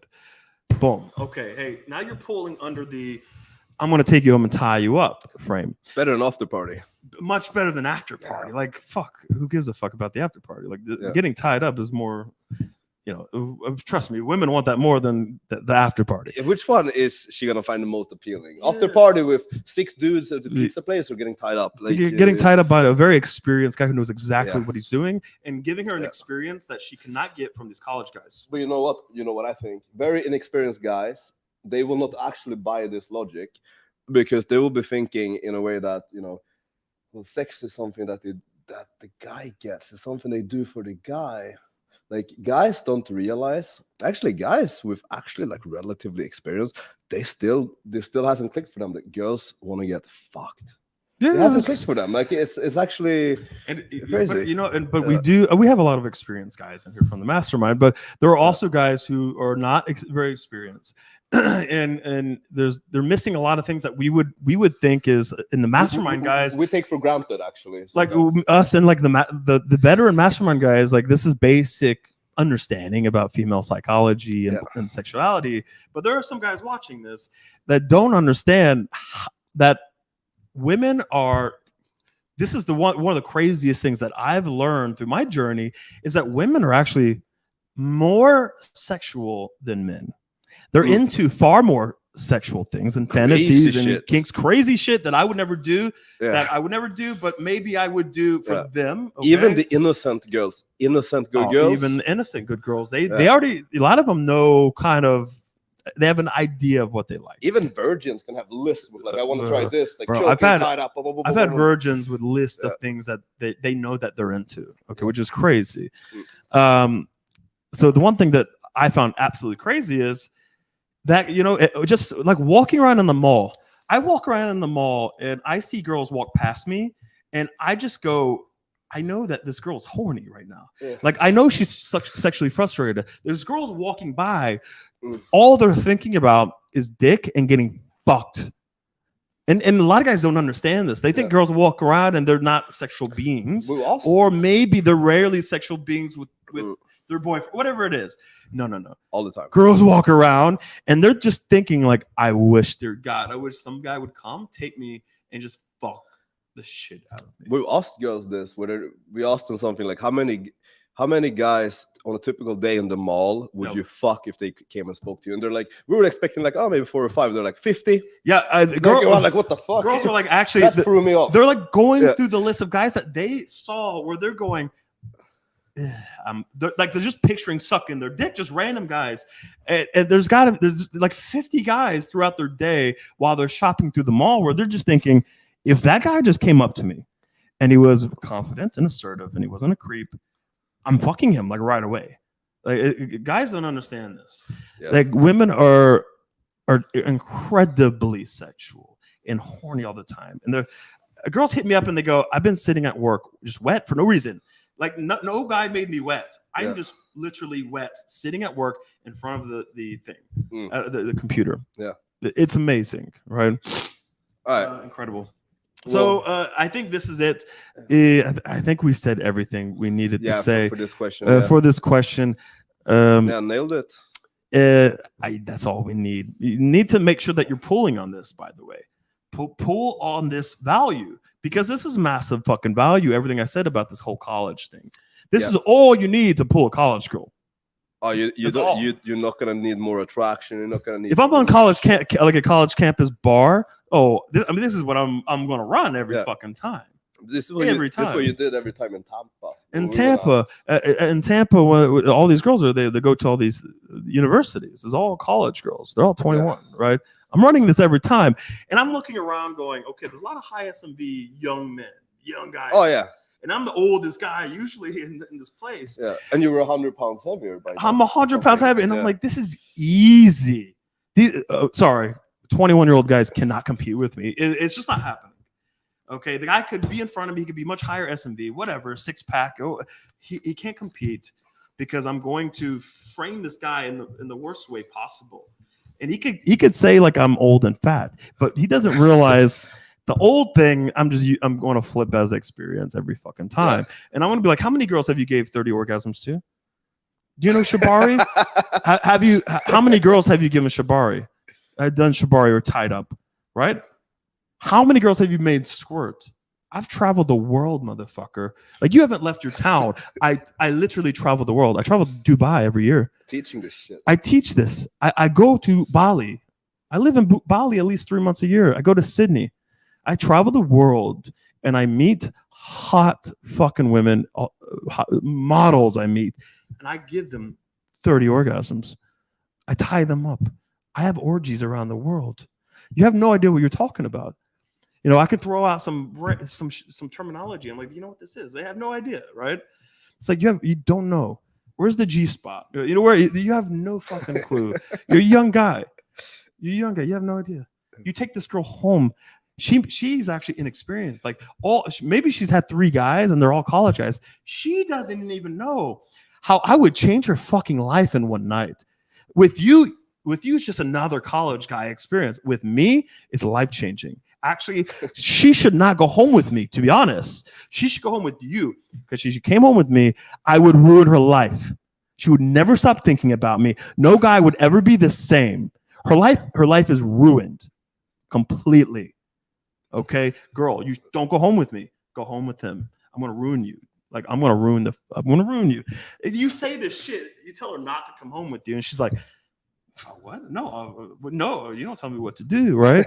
You tell her you're gonna fucking ruin her life? You kidding me? This college, she's gonna be like, please, dear God, ruin my life. Like, I would like to see this, right? Now they're really fucking curious.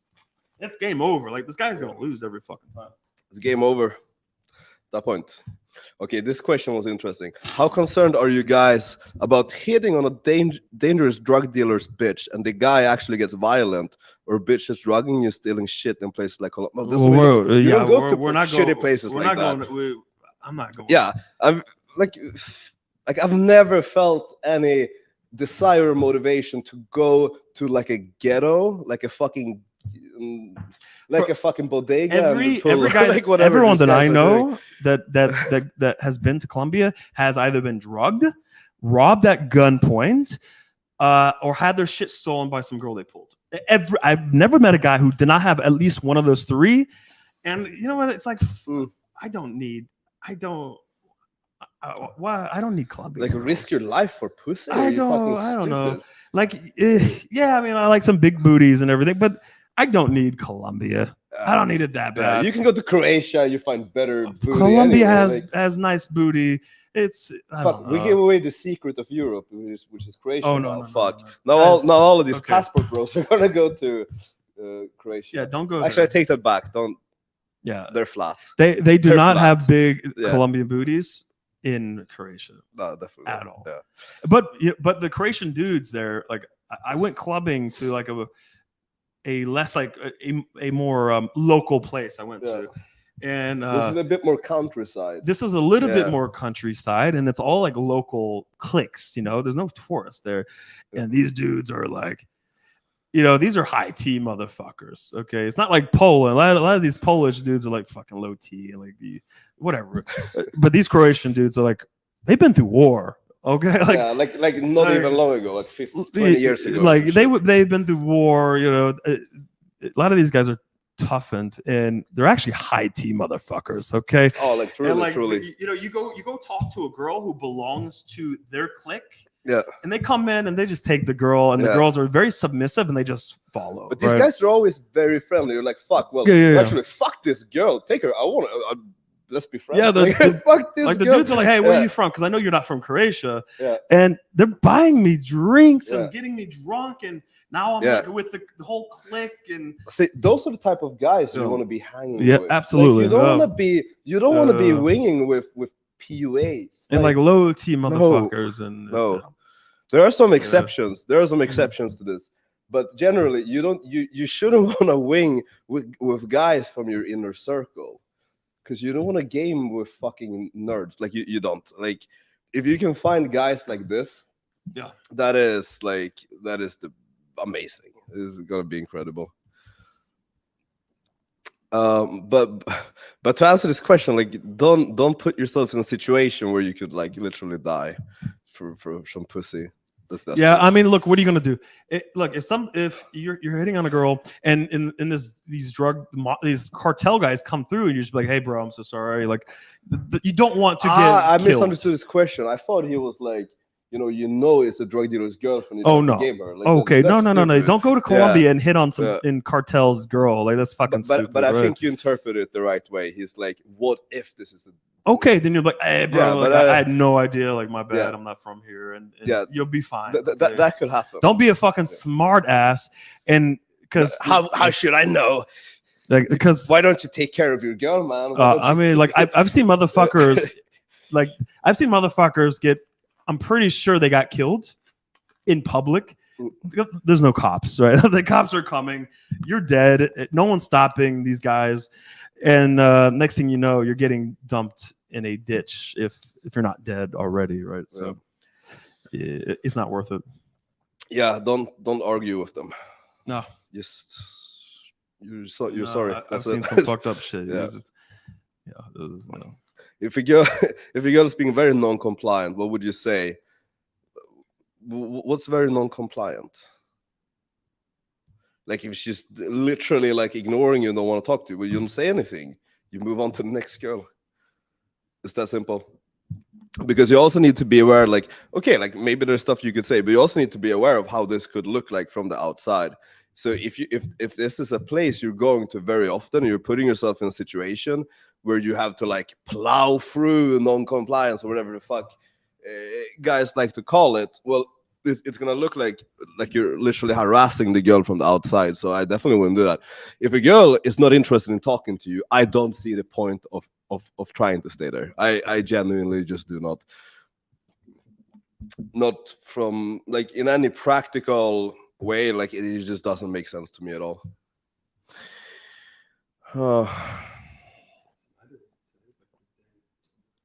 Yeah, It will be.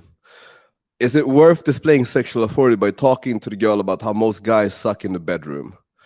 Or is it better to avoid talking about other guys and just talk about yourself? Well, you could do both. Yeah, but look, I would not want. I think another mistake guys make is they talk about other guys for like 30 minutes straight. Now, you heard in my example earlier, how long did I talk about other guys, right? I just framed them a particular way so that I could DHV myself, so I could create a contrast between me and the other guys.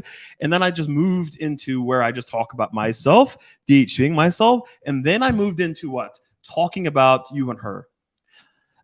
So I made it about me and her. Boom. And then guys were out the conversation. And I don't go back to other guys, right? Other than that, I don't talk about other guys. I don't give a fuck about other guys, to be honest, right?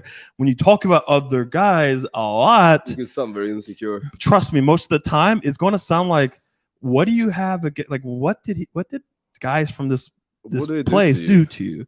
And then at this point, it's like massive DLV. And like getting out of that is like, good luck. Good luck getting out of that. I don't even know how you would do that. Yeah, it's good luck. It's going to be very fucking difficult, right? So you got to make sure that it's nonchalant, number one. Number two, and you heard when I talked about other guys from this town, you know what I said? I said something that I've noticed from being with a lot of girls from XYZ. They've told me that these guys. So I'm not saying this like these guys. I'm like, I'm talking about the girls that I have fucked, that I gave the greatest experience of their life. They told me the one issue that these guys they have with these guys, and essentially saying that their experience with me was completely different. So I'm just creating the contrast. I'm using other girls like her, whoever you're talking to. I'm using them. They told me, yeah, like look, the last 20 girls that I've had. Okay, like the last girl that I gave 30 orgasms to actually last week, she's actually from Poland as well. So I'm just throwing this nonchalant, right? Like I'm throwing in, I gave this girl 30 orgasms, but I'm not making this a theme. I go, yes, so this girl actually was like last week. I gave her like 30 orgasms. And afterwards, she told me like, guys from my town, they're not very assertive. They're not very dominant. They're very submissive. Now, you just threw out the 30 orgasm thing, and you're just nonchalantly going off and talking about these other guys that she told you. Wait, what? Did you say 30 orgasms? Now she's thinking, wait, 30 orgasms? Now she's in her head about this 30 orgasms. Now she's going to stop me and be like, wait, 30? Or she's going to be like, fuck, I can't stop thinking about this 30 orgasms. Like 20 minutes later, she's thinking about 20 orgasms, right? So it's all about how you frame it and the delivery. Like, are you very smooth and confident and kind of nonchalant? You know, is it framed well? It makes a huge fucking difference, right? Yeah. I've heard Alex say, "I'm really curious about something," and Mark say, "Can I be honest? You look fucking amazing." If Swift could only choose one opener for life, what would you choose? One opener. One opener for life. You can only use one opener. That's tough because I don't have. Yeah, exactly. Like me too. I don't have an opener. Like I just do random shit every time. Like I don't have an opener. Like anytime I talk to a girl, most of the time I have no fucking clue what I'm gonna say. No idea how I'm going to proceed. Like there are certain things that I'll throw in at some point, right? But overall, I'm going in and winging it. Like I find that the most fun, and also it keeps you on your toes. Yeah, it's good practice. Oh, it's much more fun. It's much more fun, and also it teaches you to be more natural and to come up with things on your own, so you're not.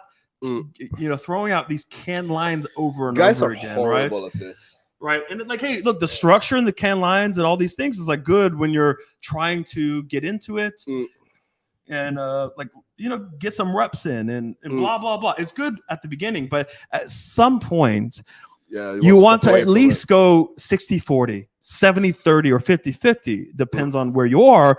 At some point, you want to go, okay, now I'm only going to do 70% of all my routines and can lines, and 30% I'm winging it completely. And then over time, you're going to do 60-40, 50-50. and you're gonna get to the point where you are 95-5, and the 5% is like the staple lines and things that you're gonna go with every single time, and the other you're gonna wing it, right? I feel like and that's sometimes when you're winging it, you're gonna throw in like openers that you've used multiple times before, right? Because it's going to come to your head. Sometimes you're going to have repeats, but a lot of times you're going to do like more on the spot observational things that are a little bit more creative, right? And when you do that, you're not going to be stuck and not know what to say. It's going to be more natural. So that a lot of guys talk about like natural versus like structure and blah blah blah. You need both. Like I started off like more structure, and then you evolve into a more natural game. So you need to evolve into a more.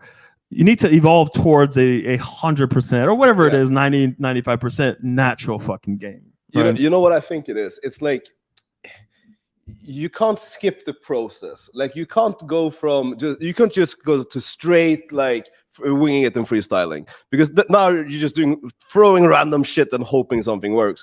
But if you do what we did, is you start off super structured, boom, boom, boom, like really, really super structured. Everything is completely planned out, and then you take a step away from that. You still have the structure part, everything like subconsciously, like everything that you're doing when you're freestyling is going to be in a structured way, just because you've practiced that so much. So I feel like now what I'm doing is probably something like what you're saying, 95% just winging and freestyling, and like maybe 5% is something that's planned. But still, when I'm freestyling, I'm following all the principles. All the principles are being followed, by the way. And it's still going in like the general, like, you know, open DHV, make it qualify, sexualize, close. I'm still, you know, following these principles, but it's, you know, no interaction looks the same. It's completely different at the surface level if you look at the actual words. But if you look at it from a structured perspective, it's exactly the same. And look, you like fuck it. Like with my students, I told them to worry less about the opener. Like of course, like you could have like a can opener, so whatever. But I'm just saying, at some point, just worry far less about the opener, okay? And focus more about your first impression, your subcoms, right? Your tonality when you open, and how loud you're speaking, and the eye contact, proximity. Like focus on that shit. It doesn't really fucking matter. Like I had like the girl in the middle of the fucking street. I didn't know what I was gonna say. I just fucking tapped her on the fucking shoulder, and when she stopped and looked at me, I didn't know. Like literally in that moment, I had no idea what I was gonna say. Right? Yeah. No clue.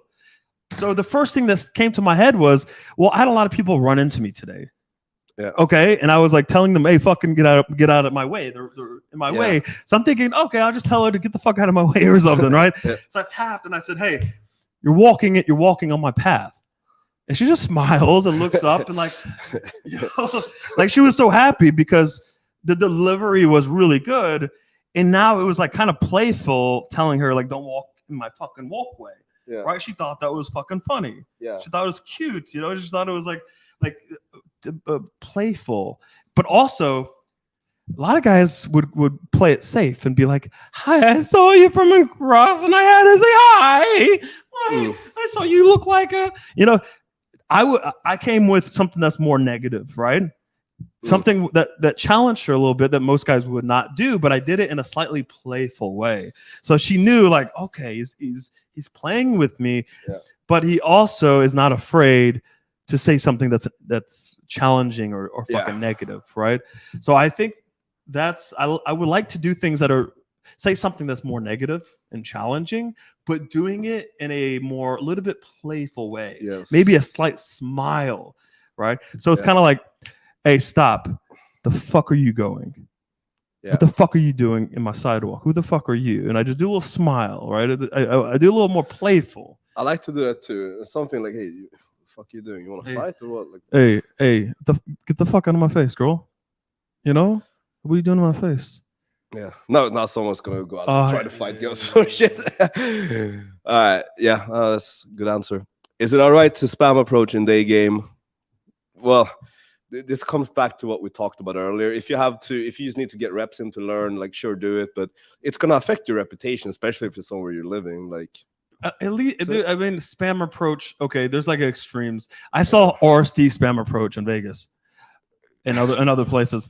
That is really bad because I'm chilling with my drink, watching the chain smokers, and what I'm hearing other girls talking about is, man, what the fuck is going on tonight? Like, what is wrong with guys tonight? Like, I've been approached 50 times and they all say the same thing and they're fucking weird. It's like, okay. Yeah. All right, just slow the fuck down here. Okay, at least time it a little bit. Okay. Let's time it a little bit so you're not going from one girl to the next. Okay. I saw this today in the mall.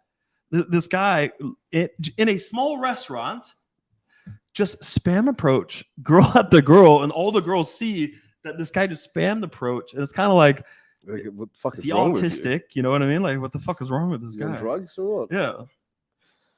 Yeah. I'm short, I'm ugly, but I've been in the gym. Can I pull from night game? Yes, you can. Yes, you can. There's no need to say more about it. I've known many short guys going back 20 years, okay, since I was 18. I've known short guys that have pulled attractive women, no problems. Of course, if you're fucking 5'5" and you try to pull a girl that's 6 feet tall, yes, I mean, your chances of pulling that girl is slim. Just like, it's going to be a little bit more difficult for me to pull a girl that's 6'3", okay? I'm not 6 foot. So I understand this, like girls automatically are going to notice the height difference. But trust me, there's plenty of girls that are, 5 feet to whatever height you are, right? It's not a problem, especially if the girl's a couple inches taller than you. It's not a problem. How would you deal if mix-set, the male friend starts bothering you and tells the girl you're hitting on her or making weird faces? I mean, I would agree with him. I would be like, yeah, I am. Yeah, she's exactly my type. And I would just roll with it at that point, because at the end of the day, like, you don't want to necessarily get into like some unnecessary argument with the guy friend, because in a way she's kind of gonna have to be on his side. But I mean, in the worst case, like I would frame him as jealous. Like I would go to the girl and I would be like, hey, look, like, is everything okay here? Like, is he like your boyfriend or something? And she's gonna be like, no, like we're just friends. Okay, well, fuck, I think he has a crush on you. I think he really, really likes you. I don't think he likes, what's going on between you and me here right now. I think he's getting a little bit jealous. And I would just call it out like that. Like if it gets to the point where you have to do that, then that's what I would do. But I would do it in a way where I'm like talking about it one-on-one with the guy. But I also want him to hear what I'm saying, because he's gonna get super reactive here. So yeah, I mean that's what I would do in that scenario. David looks sharp as fuck. You hear that? You look sharp as fuck. Did Neil Strauss really have game? I have no idea. I've never read any of his stuff, so I really don't know. I have no fucking idea.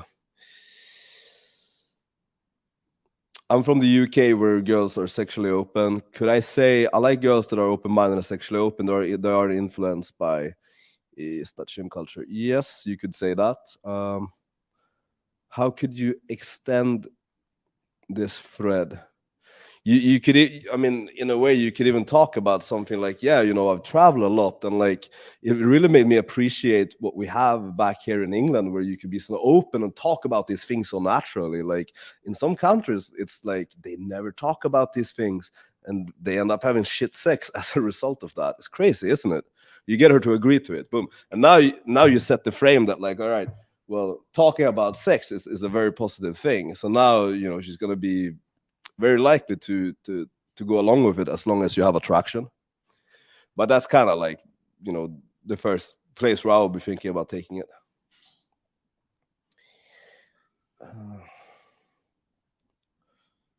Have you guys ever gamed in Dubai, and how was Tinder in Dubai? Yeah, I've been in Dubai.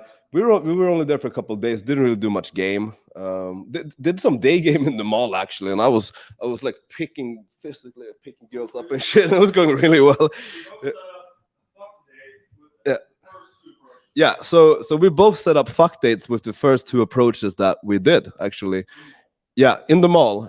There were girls working in the mall actually. Yeah, they were working like yeah. So it was funny.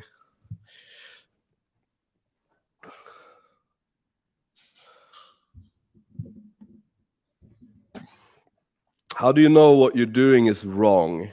For example, sexualizing she's non-compliant or not chasing. How do you know that it was uncalibrated DHV is not hitting or that you DLV without knowing? Well, you get coaching. This is literally why you get coaching, because you can try to figure this out by yourself and you might never come to the right conclusion. This is why you get coaching straight up. If you're not able to get coaching, well, then I think the only thing you can really do is that the only thing you can actually do is to make an educated guess on what you think you're doing wrong and address it and see if things change. But coaching, bro. Do you show how to improve sex skills in the Mastermind? Yes. There's a lot of content on it. So Marcus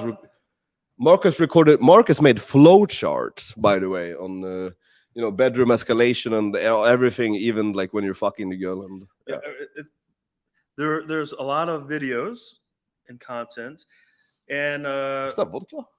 Yeah, I'm ready to go out. All right, I'm going out. All right, he's ready. Hey, if you guys are in Warsaw, stop by, say hi. I'm gonna come out for a couple hours, but. Perfect. The whole sex thing, Mark is going to, he has a lot of content in there about everything fucking sex, but there's going to be even more fucking content. There's going to be a lot more. Fuck, dude, we have so much. Guys, it's unbelievable how much value, how many cheat codes and how much content we have in the Mastermind. There's so much that I couldn't put all this shit on the website in the content vault or in the content guide. Like there's so much content that we just gave up posting content. Yeah, because we're like, there's too much. Like there's so far. I mean, it's ridiculous. It really is fucking ridiculous how much.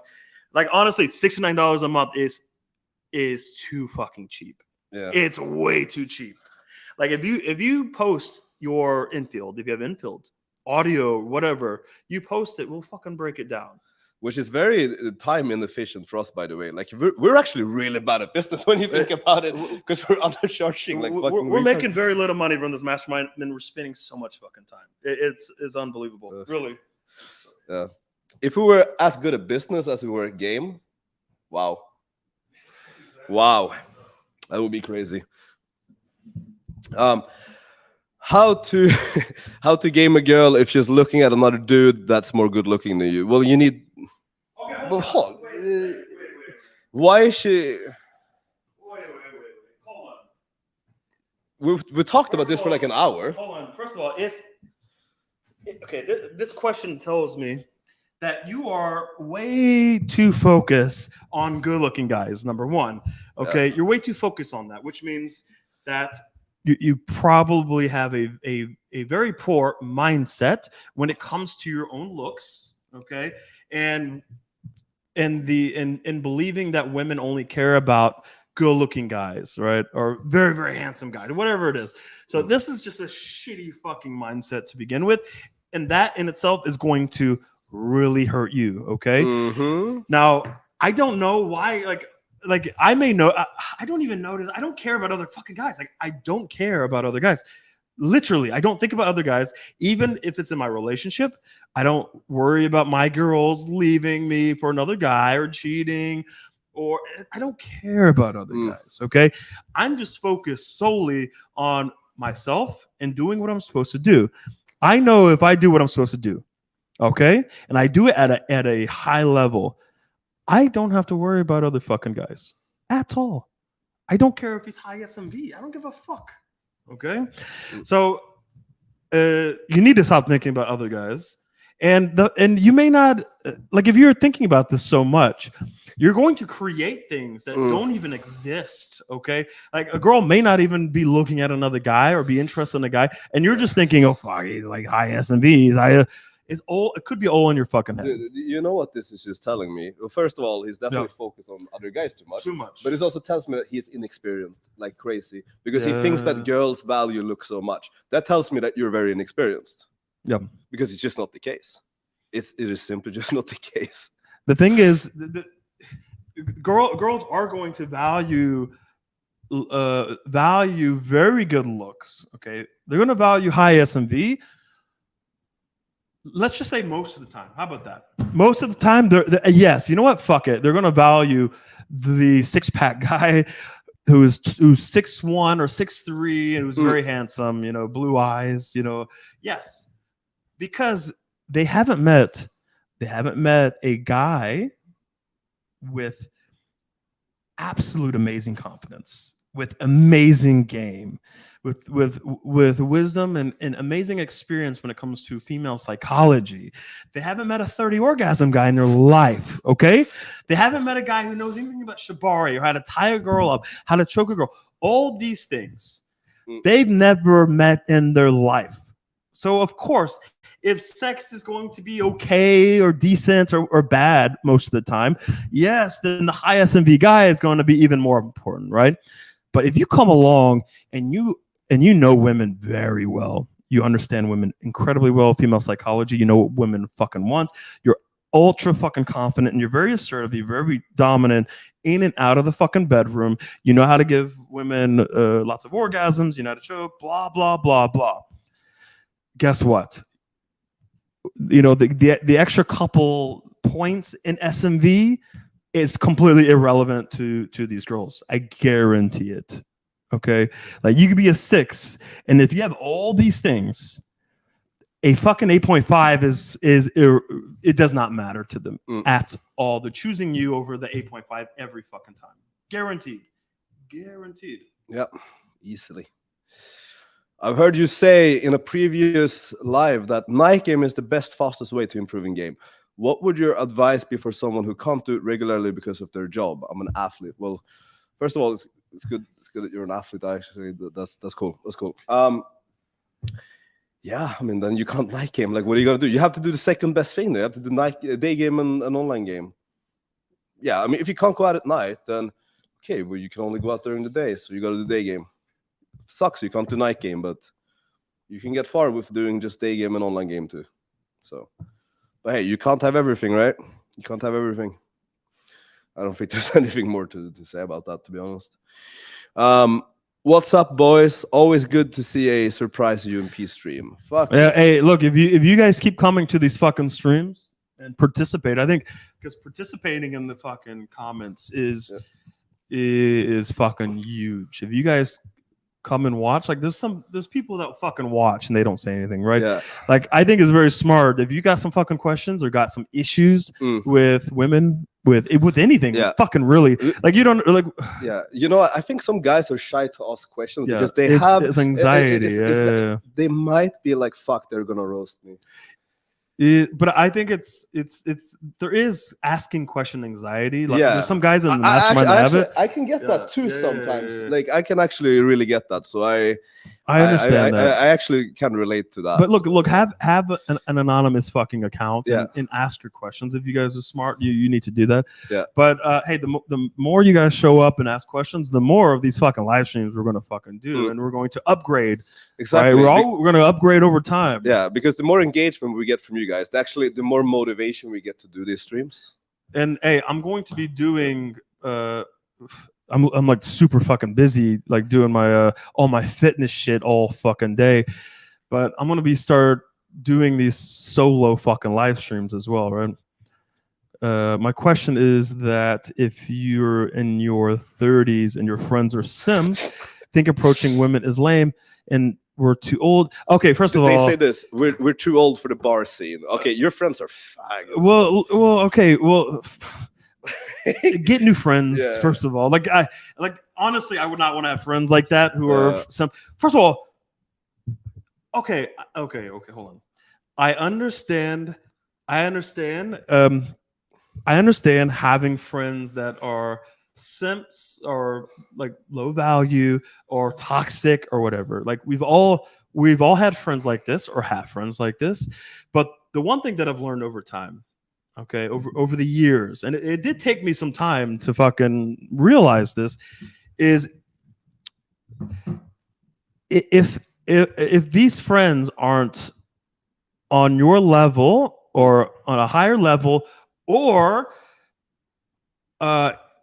projecting in the direction that you want to be, so as a man and in career and blah blah blah, whatever it is, it's just best to cut them off. Because these people are going to hold you back 100%. And I know it's very difficult, especially if they've been your friends for a long time, to do that. It's it may feel very mean, but it's gonna fucking do it. It's actually it, because I actually I don't have any friends from my past. Like I have no friends that, because they're all, honestly, a lot of them are losers. And I have kept a couple friends in the last, like, before I joined, this community, that are successful guys, and they're great guys. But all the other guys, cut them off. Yeah. Honestly, cut them off and replace them with guys that are hardworking and are on the same sort of path as you, or above you, even more wise. You have something to learn from. That are driven, all these things, replace them, because trust me, your growth is going to skyrocket if you surround yourself with the right people. Let me tell you, when I cut out a lot of people, like 99.9% of everyone in my life, and I became very selective with the people that I surround myself with. For example, Alex and Mark. When I met Alex and Mark, let me tell you about this, because this was one of the stages where I cut people out. I did this earlier in my life, and I did this, when I was 30, and then I did it when I was 32. So as I progressed, and I, had more ambition, let's say, for the future, I cut more people out, right? When I met Mark and Alex, this was another stage where I cut people out. Literally, I remember Alex said, "Do you want to come with me to Budapest and stay in Budapest and game for 2 months?" I said, "Yeah, fuck this." I canceled my flights back to Vegas. I haven't been back to Vegas since I met Alex. Okay, yeah. I canceled my flight. My shit is still in a parking lot. The past 5 years, all my shit is in a parking lot. So I said, "Fuck it. All right, hey, I'm traveling with Mark and Alex. I've been traveling with them for 5 years straight, and I cut all the people that were less beneficial to my life, and I started gaming and traveling with them. And then I started adding other people who were fucking DHV dudes that were positive influences, or positive in general. Okay, any negative people were out. Toxic people out. I stopped gaming with fucking like people that were really bad. Unless it's like a mastermind member, then of course I'm going to go out with you guys and hang out and wing or whatever. But when I became a lot more selective about the circles that I hung out with and the people I hung out with, everything changed, and also more opportunity came about, which led to meeting other people who were also high value and also positive influence. So don't feel bad. Cut out these fucking people.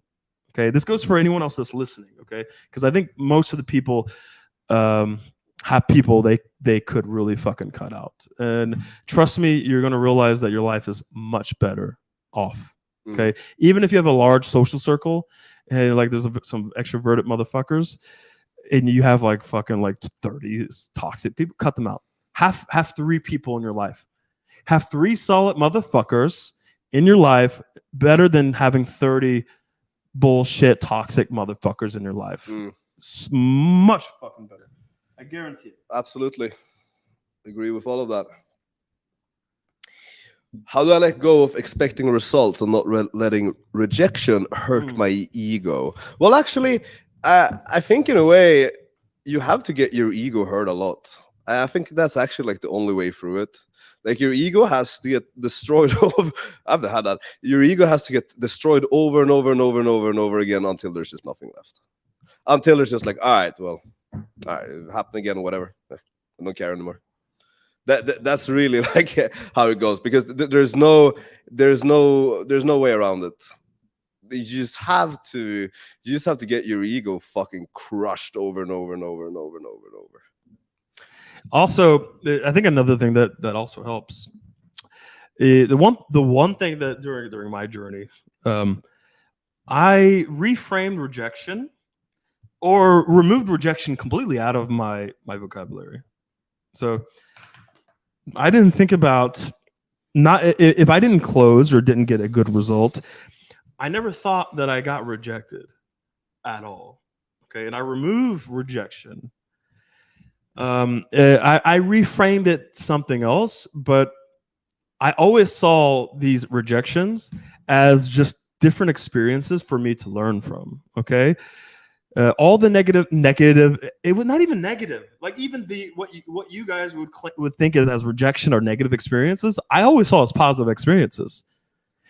If I didn't close at the end, or things didn't work out, these results that you're expecting, which I also changed my expectations. I changed completely. Yeah, like you should never expect anything, really. So my expectation is this: I go in, okay?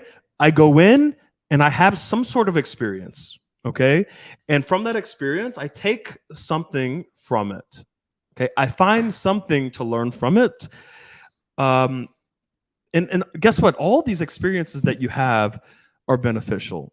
Okay, these are good reps, but you can always find things to take away from it, which means that every experience is a positive experience, right? Because that means that it's like a building block towards learning this or that, whatever you're trying to learn, learning game, right? Or gaining more experience, getting better. You're getting closer. So every experience is a positive experience for me. And once you really establish that mindset, you know what happens?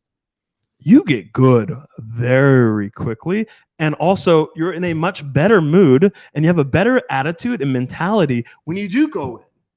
Which, guess what? Better subcoms. Better results every fucking time. If you come out of a rejection, the girl rejects you or whatever. You look defeated. No, you DLV to the entire venue because you look defeated. If you look defeated, that's worse than getting the blowout. Yes, when they see you defeated afterwards, it's worse. That's first of all, the girl gets satisfied. The girl who did that gets satisfaction from seeing you defeated. I swear to God. DLV as fuck when everyone sees you looking defeated, like your confidence is crushed. If you go in and get blown out, you're like, oh, no big deal, but everyone forgets about it. But if you look defeated, it's like everyone remembers that. It's like, that's the guy who got crushed. Alex, give me your hoodie. All right. Come get it. Come get it, motherfucker. Come get it. UMP is the only drama-free space and coincidentally also the best company in the game skill-wise.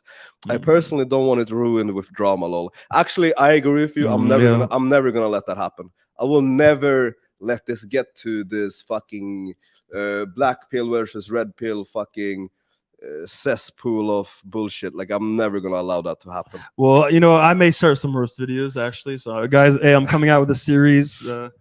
Roast videos are fine. Videos are fine. I want to come out with some roast videos, just calling out the fucking fake coaches and the toxic fucking. Yeah, I'm gonna call them. That's all I'm gonna do actually. Yeah. Fuck these live streams. I'm gonna do roast videos. Fuck it. But we have roast videos actually. Okay. we have roast videos. We already done me and you, we both have one. Yeah. Oh well, we have them made. Yeah, we have. Someone made roast videos of us. Yeah. Which is it's good. That if you have roast videos, and the moment means you're out there. You're texting. What are you telling her? The moment my tongue, I'm going to have so much fun with you. You go on. I say nothing. She goes, "Oh, I see you like the suspense." I said, "Do you not love it? You're good at it." Mm-hmm. And I'm going to say, the moment my tongue touches your dripping wet pussy, you're going to come immediately. Look at this, already sexualizing. Yeah. Boom, boom, boom, boom. Close. Easy close. Easy. +1. Easy. But look, today is good. Like, I'm getting, look at this shit. Actually, let me see. I recognize some people here. Oh, I'm sure.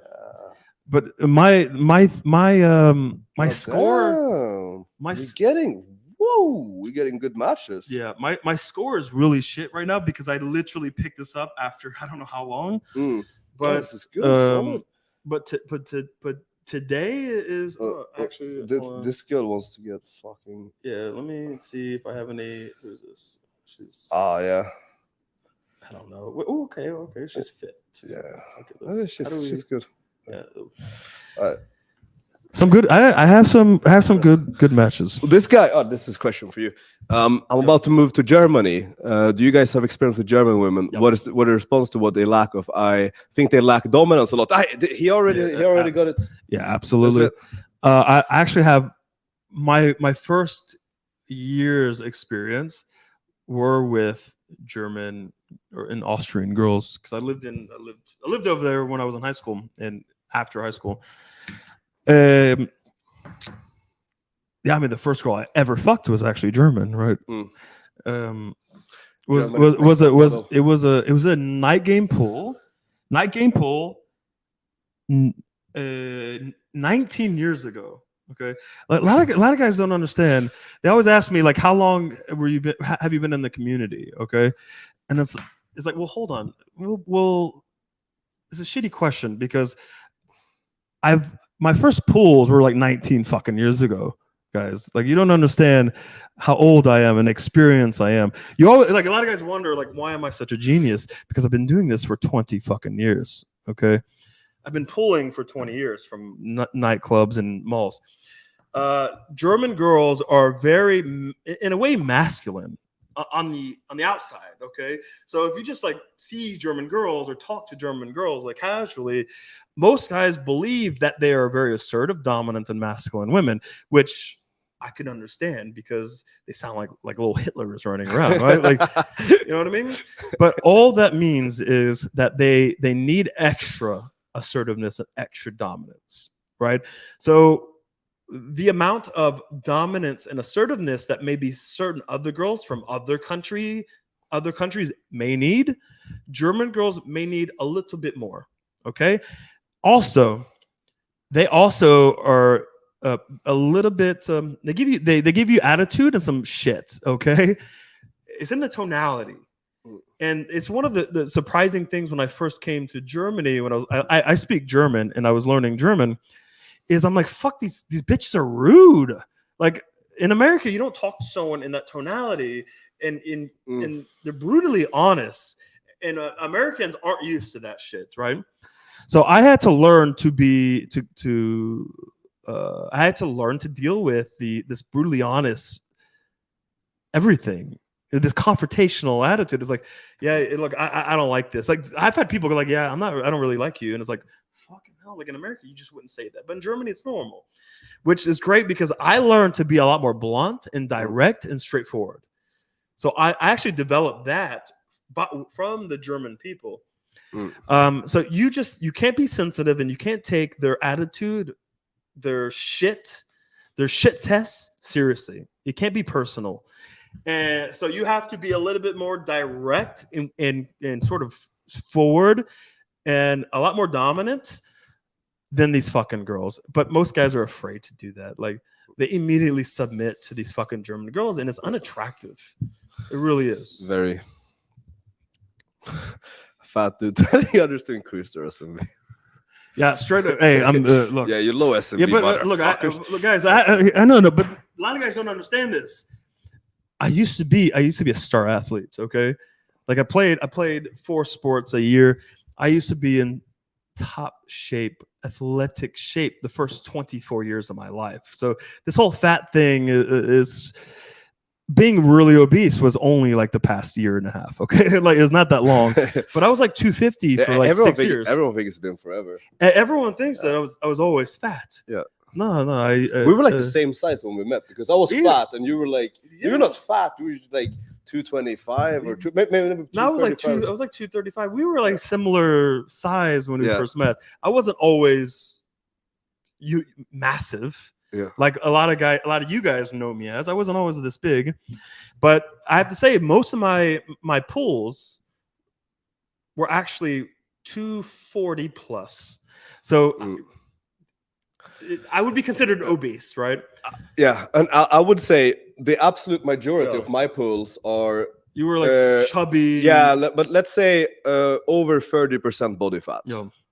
Yeah, because if I put the weight, it's not gonna really like highlight it. Right. But like, let's say over 30% body fat, I was for the absolute majority of all of my pools. And when I like as a fat guy telling other guys, but you have to understand that I have incredibly amazing game. Okay, I have a really fucking good game, so I compensate for being fat. Okay, but I'm very strong, right? I have broad shoulders.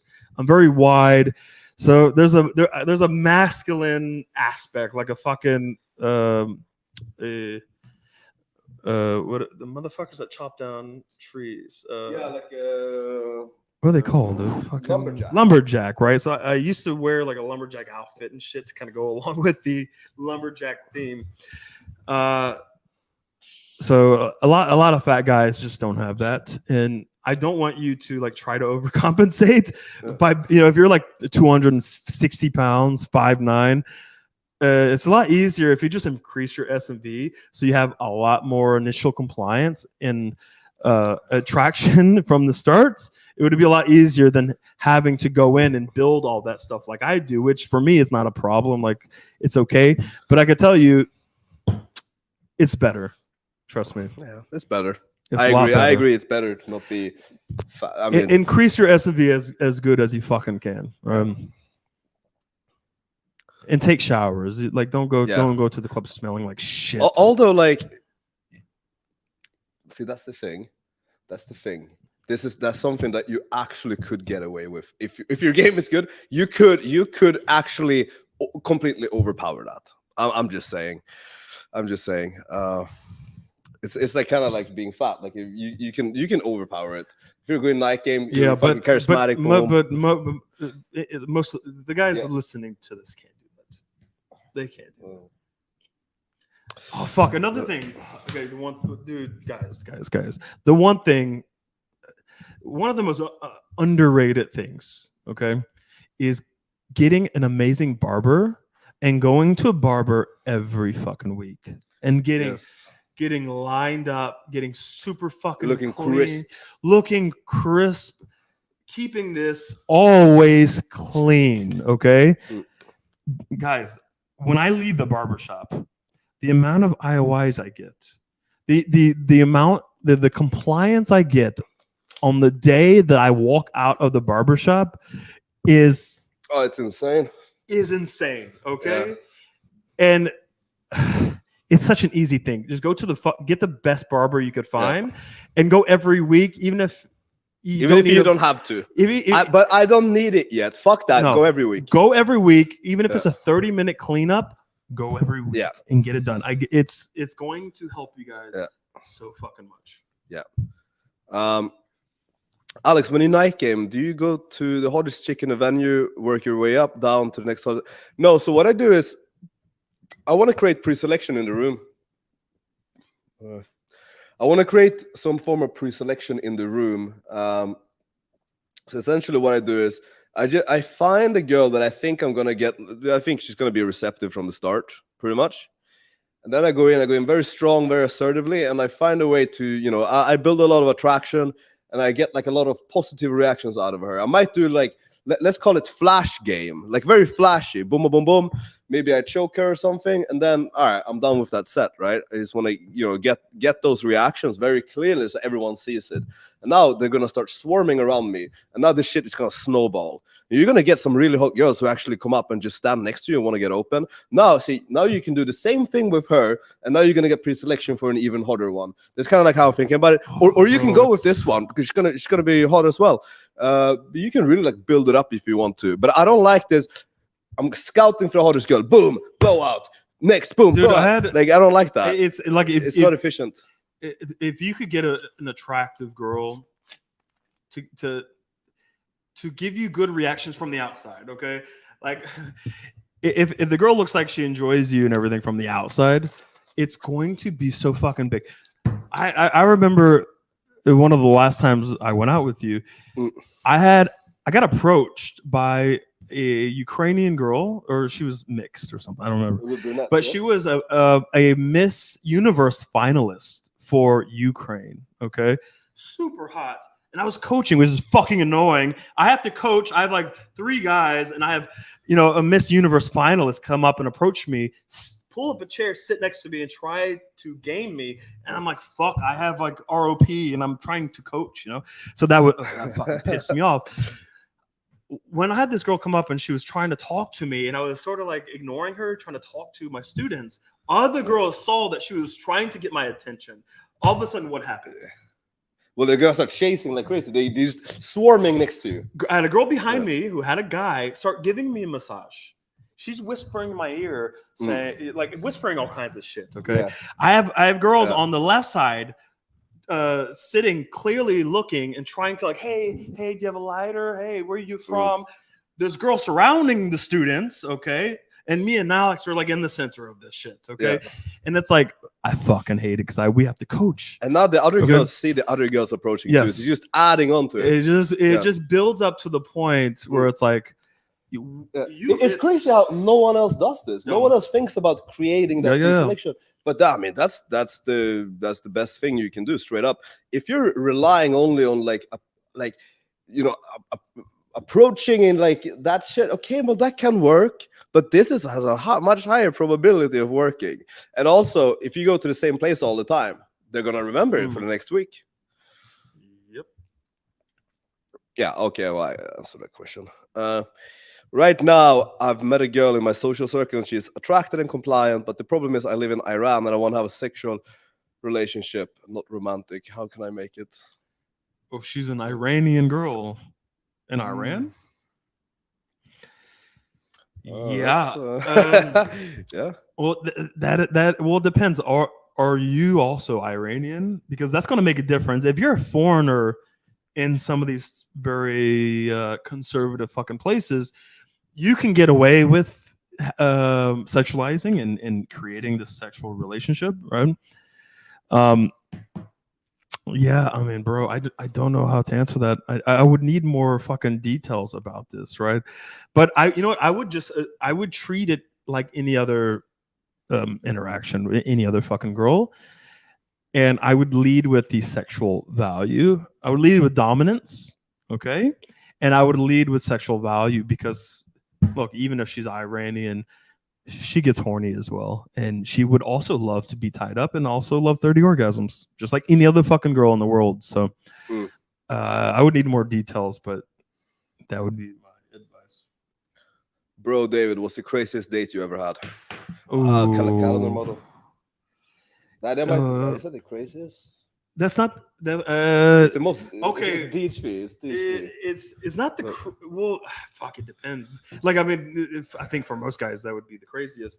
I had a model that was in a very famous, a very well known in America. Is a very well known going back years.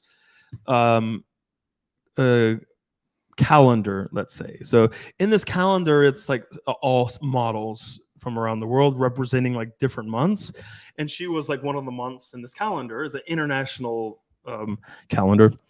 And this girl came over, and by the way, it's amazing. Like she's a super hot young model, and she was actually fucking nervous as shit, right? She's like, listen, can I have one drink? She was actually the last girl I gave alcohol to. I never give girls alcohol when they come over, by the way. Yeah, I really don't like that either. Like a lot of guys do the wine on the balcony and shit. I literally don't give alcohol to any of the girls that come over. None. She was the last one, okay? And this was some years ago. Because she brought the alcohol and she's like, please, can I have just a few shots? Because I'm super nervous right now. And I said, okay, for sure. So this girl, I gave this girl 40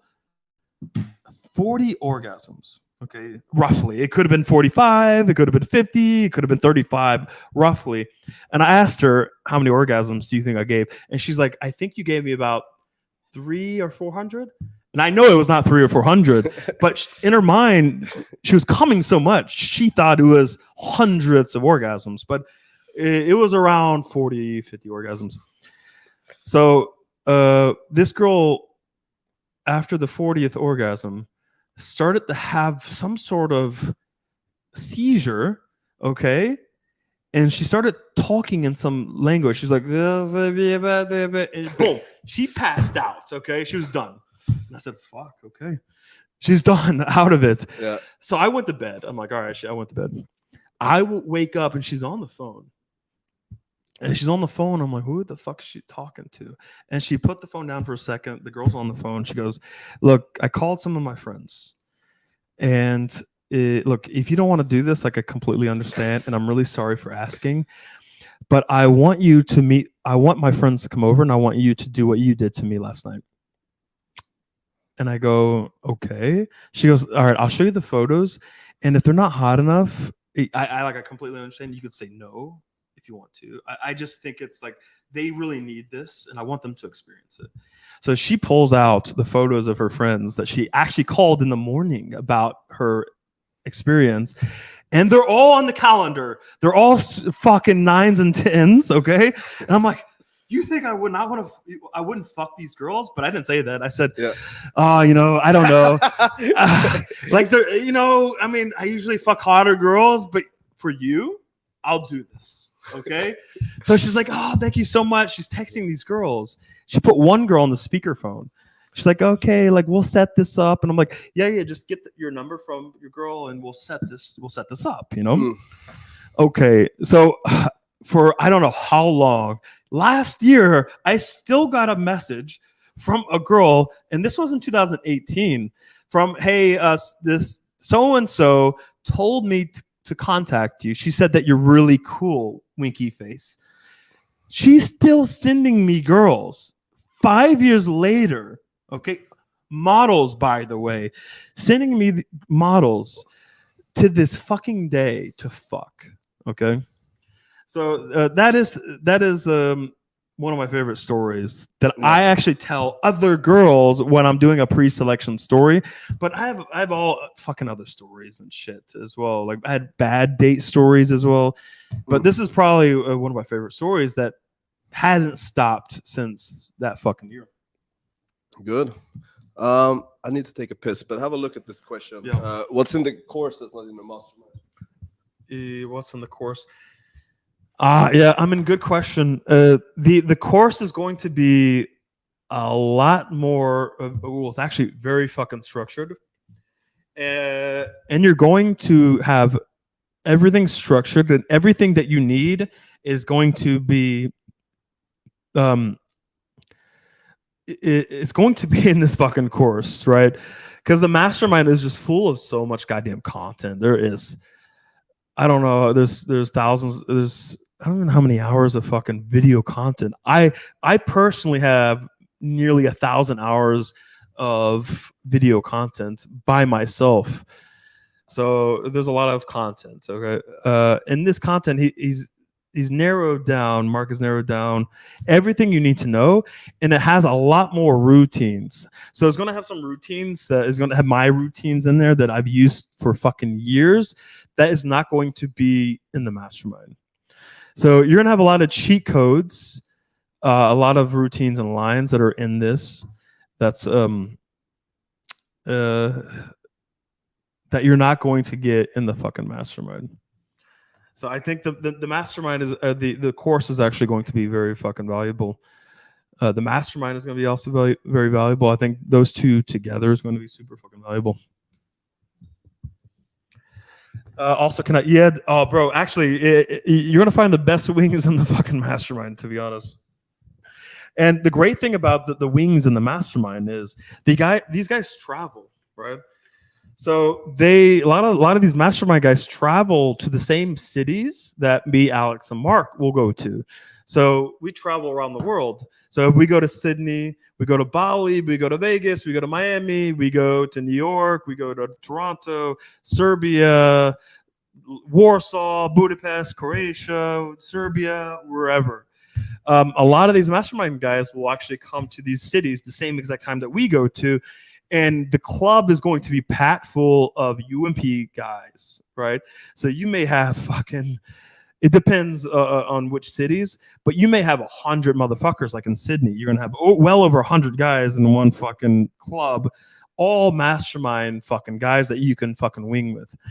So bro, we have so much fucking fun. Warsaw is one of those places where you're gonna have a lot of mastermind guys that you could hook up with and do some day game or go do some night game, or fuck, they may be veterans in the mastermind and you could actually ask them for fucking advice. And they've taken coaching in ROP and they have the course and all this shit. So the mastermind is it's just super fucking valuable in so many goddamn ways. It's fucking stupid to not be in the fucking mastermind. It really is fucking dumb. Let's see. Anyone know where they're reading the questions? I don't see any of these questions on here. Well, they're all in the chat. They're like an hour old. Look, they're in the chat and they're also on the fucking screen. So they're on the screen. I don't know how you don't see this the big bubble here with the questions. I think the thing is, these questions are from 1 hour back because we're going so in depth on all these questions. Okay, yeah. Well, there's so many questions. Yeah, we're so popular. We have so many friends. We get so many questions. Yeah, we're just going through the questions and from the beginning, up and down. First come, first serve. So it's gonna take a little bit of time to get to the very new questions, bro. But hey, that just means that next time, like if you be here when it starts, and you get your questions sooner. Simple as that. We already did the college question. We did. After entering in the venue, I talked to some guys and girls, brief interactions. Then I'm just standing around. Should always be in set from the moment I enter. Find it hard knowing what to do. Well, personally, I'm not. I like to talk to wings. I really like to do that. Like, I don't feel the need to always be in an interaction. But if I go into an interaction, I'm probably gonna stay there for a while. But that's that's the difference, because look, if me and you get into an interaction the moment we arrive, there's a good chance we're pulling that one. So we arrive, and then we're gone, and then I'm going, "Where's Alex?" Like, where the fuck is Alex? Yeah, you're messaging me like, I'm like, where do you go? Like, I thought we were gonna hang out and like go, open some sets or something, right? Yeah. So we like to come in. Me and Alex will hang out for a little bit, shoot the shit, just chill. We'll jump into some interactions together. We have some drinks. We yell at some people. Yeah, we yell at some people. We troll some fucking girls. We tell them that, sorry, we're not interested. We have girlfriends. Like, we'd like to have a little bit of fun, because within the first few interactions, it's just pulling, it's boring. It's easy. Yeah. It's easy. Yeah, it's not exciting. It's easy. So we like to hang out before we actually, fucking get into it. Yeah, so this is I get this so How do you look so young? Bro, I get this so fucking much, right? I get this from girls a lot. I get this from guys a lot. Most girls think I'm actually sometimes younger than Alex. Okay, sometimes we get this. Sometimes they go, "No, I thought you were younger than Alex." I used to get ID checked. You used to be much younger than me. Yeah. Now you added like 10 years of age, because they thought you were like 18 years old. But they still think I'm like 25. Like when I fuck 18-year-old girls, they don't think I'm 36 years old. They think I'm 25, right? So I could tell you, because I think I know for the most part what it is. And I think one of the biggest things is stress and also your mindset. Okay, so what do you put in your fucking head? What are your thoughts? And also stress in general. Right. So my whole life, I've learned to not stress out. Okay, I've learned to be able to put myself. I don't even know how do I fucking explain this. Calm yourself, or I don't know how to explain this. I avoid stress, let's say, okay? And things that are stressful situations for the typical person are not stressful for me, okay? So I don't put myself into a lot of stress. I know how to compose myself, okay? And I know how to put myself in just relaxing states or meditative states. So I think stress will age you very fucking quickly. stressing about things that you don't need to be stressing about. Eliminating that is, I think, is going to be fucking huge. Fucking, I don't know how else to fucking answer this. You know, I'm very high testosterone. I don't know if high testosterone has anything to do with looking younger, but you know, my testosterone levels are 3.5, 3.5, 4 times that the average man. So I have like steroid level testosterone naturally. So I don't know if maybe that has something to do with it, but I've always been a very kind of relaxed, laid back kind of guy outside of social situations when I was younger. There too, maybe those levels are so high because you're not stressing out, because like apparently cortisol is supposed to have a very negative effect on that. So like, I mean, look, growing up, I had massive, and this is, I'm going to do a whole stream about this, my whole story about growing up and what I had to go through, because what I had to go through socially, trust me, is far worse than like any student that I've ever had. Like most of the guys listening to this, I had to overcome a lot of social issues and anxiety that you guys never had to go through. But even when I had those issues, I avoided those. So I still had sort of a stress-free situation, which was bad because I needed to put myself in these very high pressure, high stress situations so that I could get over it, which is what I did eventually. But guess what? I did that in my 20s, right? I did this like kind of late, but it was good that I went through this. So I think that was a big thing. And eating pussy and fucking, even though whatever social issues that I went through, I still managed, because I was very high SMV at 18, I still managed to fuck a lot. So my entire life since I was a senior in high school, which I got the first girlfriend, was not I didn't do that. It was not my game. It was her game, because it was high S&V. She led everything. So I was always fucking. I ate a lot of pussy, and I think that really contributes to looking fucking young, right? Yeah, it doesn't make you look older, that's for sure. Yeah. Question for Swift. You got a lot of questions to say. Oh, good. How was your experience with managing girls on OnlyFans? Was it fun? Did you make some money? I didn't manage girls on OnlyFans. I managed girls on, it's like what Andrew Tate was talking about. Like Andrew Tate, you know, he did the webcam stuff before it was a big deal. I managed girls on webcams before the whole webcam thing was a big fucking deal. Was it fun? It was actually kind of fun, because it's so funny. I listened to Andrew Tate talking about how he managed his business, and you know, I did this years ago. I managed exactly like this. Like the girls are never never talking to the guys. Just gaming guys. I was doing the texting. Like I did the text game as the girl. So she would pretend, she would lean in on a fake keyboard. It was not plugged in, and I would do all the texting.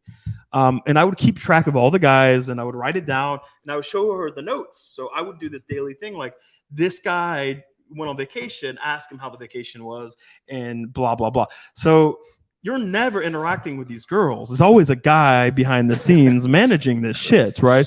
The girl is just in front of the camera. There's a whole team or a guy managing all this shit. Yeah, look, I made some money from it, and it was fun. And the girls that did it because they just enjoyed they didn't need the money. They just enjoyed the entire thing. They enjoyed the whole webcam thing. Yeah, I mean, like there were some of these girls were about to be fucking doctors that went to like Ivy League schools and shit. So it was interesting, but I wouldn't get back into it. Yeah. Yo, Daniel, what's up? Yes, we'll do a call soon. Yes. He's a old school as fuck. The Swedish guy. Yeah. Alex, you said buying a girl a drink is fine, but when does it get to the point where she loses respect for you and starts seeing you as a simp? Well, that happens when you have shit game and you have no attraction. Yeah, bro. Dude, if you act like a simp, you talk like a simp. It doesn't matter if you buy the girl a drink or not. Bro, you are a fucking simp. Dude, I could buy a girl a house. Still gonna think I'm a simp. I could buy her, like, I could send her flowers every day. Still wouldn't think I'm a simp. Bro, I mean, do you remember the video that you made with the flowers? Yes! Fuck! Dude, I have that on some hard drive, definitely. I'm like, hey. I actually have it on my phone. Oh, you do? I'm like, hey, I'm so sorry. we And okay. I fucked her after that. Yeah, like Alex made we bought flowers, made a video going, "Hey baby, like Hey, I'm so sorry for what happened." And two guys on the outside go, "This is a simp move." Like Alex doing that is not a simp move. A simp doing that is a simp move. So look, if you're a fucking simp, you're a fucking simp. Okay. If you are a super high value fucking alpha, whatever you want to call it, super assertive, blah blah blah. It depends on who the guy is and where it's fucking coming from. Yeah, simple as that. There's not a particular action that is simp. It's like simp. That's your entire fucking behavior, your entire demeanor, like your entire whatever act you're putting on. But that being said, we're not going to the club and just buying girls drinks every night. Like we're not doing that. Like I think I bought a girl a drink one time the past year and a half, and I think that was just because I was winging with a student and I thought, okay, well fuck, I'll buy this drink so that I could keep the girl. I actually use it as a tactic in a way because sometimes when girls are like, "Hey, let's go dance," or they try to go to dance where they're really persistent about it, then I'm like, "Okay, let's go." And immediately the second we get there, I'm like, "Hey, let's go drink." Yep. And then we never go back to the dance floor, and it's just an easy way to avoid being on the dance floor. I remember one time in Budapest, one of the few times about. I know which one. Do you remember that girl? Yeah. So like, she was actually a hot Indian girl. Okay, now. I have a lot of Indian followers and have a large underground Indian following. Discord. Discord. And a lot of the Indian guys, let's just say, for some reason, I enjoy fucking Indian girls. Okay, I like to envision it's like it's one of our mastermind Indian mastermind sister or something. I don't know. It's like a fetish or something. Whatever. Okay, it's the accent. I don't know. I like it. But she was very hot. I asked her. I said, "All right, listen. You meet a guy in a Hungarian club. All right. What are the steps this guy should take to take you home and fuck you? Like theoretically, what would it be?" So she went through these steps. Okay. So I'm like, all right, I'm going to go through the steps. So I said, "Hey, by the way, like one of the steps was buy me a drink." I said, "Hey, I need a drink. You want to get a drink?" She's like, "Yeah." We go to the bar. Okay. We get the drink. The other step was have drinks and then just straight up say, "Hey, I want to fuck you." Straight up. She said, "I think the best thing to do is be honest and say, 'Hey, I want to take you home and have sex.'" So the moment I gave her the drink, she held the drink and I go, "Hey, I have something to say." She's like, "Yeah?" And I say, "I want to fuck you." And she's like, "Oh shit." She realized that I'm following her script and she can't say, no, that she's like, "Fuck, I didn't realize he followed my script." And she's like, "Oh shit, you're following my script." I said, "Yeah. Hey, you said this is the best way, and I actually want to take you home and fuck you after this drink." And she's like, "Okay, touche." We finished that drink. I looked at Alex and I said, "Hey, Alex, I'm going home with her." She looked to her friend who was with Alex, and she says, "We're gonna go after this." Finished the drink, pulled her. Yeah. Do you remember how we opened her? So we're gonna walk away, and we did some anti-framing shit. We said, what did we say? We walked in front of them, and we stood there, me and you. We looked at them, and they're like, "What are you looking at?" Yeah. And we just broke down their body language in front of them. So we're like, okay, so this girl is this girl is this. You see how she's holding her arms here, and blah blah blah. So we essentially just did this breakdown, this body language breakdown, these cold reads in front of the girl. We didn't even open the girls. Yeah, we were like scientists, like observing animals. We're like, "Oh yeah, you see how she's doing this with her arms moving?" And they were so fucking impressed how accurate we were with the fucking cold reads. You see now we're pointing this out. She's going towards her friend for comfort by grabbing her arm. And you see one of her feet are pointing away. So now she's getting very nervous, putting her in a negative frame. She's getting very nervous and self-conscious now that we're seeing everything they're doing, and she's gonna walk away. Watch her walk away. And now they can't walk away. She can't walk away because we called her out before she could walk away and take her friend. Yeah. So she has to fucking stay there. Yeah. So that's how you open, by the way, guys. That's the best opener, right up. You just open her and then perfectly like read everything about her. That's the best opener. How much money would you spend? How many drink? I mean, Oh, bro, I I don't mean, give a fuck. like, Nah, I mean, look, one drink, really, bro, like, like- it's $5, right? Like $5-10, whatever the fuck it costs. I Like, mean, well, like I'm I don't thinking about I don't it. remember very many cases where I bought more than one fucking drink, Nah, right? So it's like one drink. and look, when girls go, hey, let's get another drink, I just say no. Okay, Yeah. no, let's. Nah, I like wanna we're talk. good here. We don't need more. Yeah, it's not a big deal. And usually, if they want that, I'm just like, nah, like just trust me. It's better. It's better if we don't This drink. is all gonna be better with a clear mind. Like just trust me. You're gonna thank me later that we didn't have more because just trust me. Okay. What time do you want to go out? Fuck yeah, maybe. Oh, we should go out soon. Yes, shower and go pretty much. How long does your shower take? Like 20 minutes. Because I don't want to get there at like fucking 12:30 and 1. I want to get there Okay. a little bit early. All right. So if we do like just a couple more questions, we just scroll through. We pick the two best ones. Let's pick a then- couple good questions. Then we just and then get take a ready and shower get the and fuck out. let's get the fuck out of here. yeah. Yeah, perfect. Quick question for Alex: what are the white chunky sneakers in your Those are Instagram Converse, pics? right? In the photo, Yes. they're either Yeezys or Converse. It's one of those because you used to have white Converse, so they're Yeah, white Yeezys or yeah. Converse. It's one of those. Or it could also be like some Nikes, but it's probably No, I think it's the Converse or the Yeezys. Yeah. All right, let's see what else. best go to text to send a girl after a club. What are you doing right now? Yeah, what are you doing right now? What are you doing right now? And then you tell her to come over.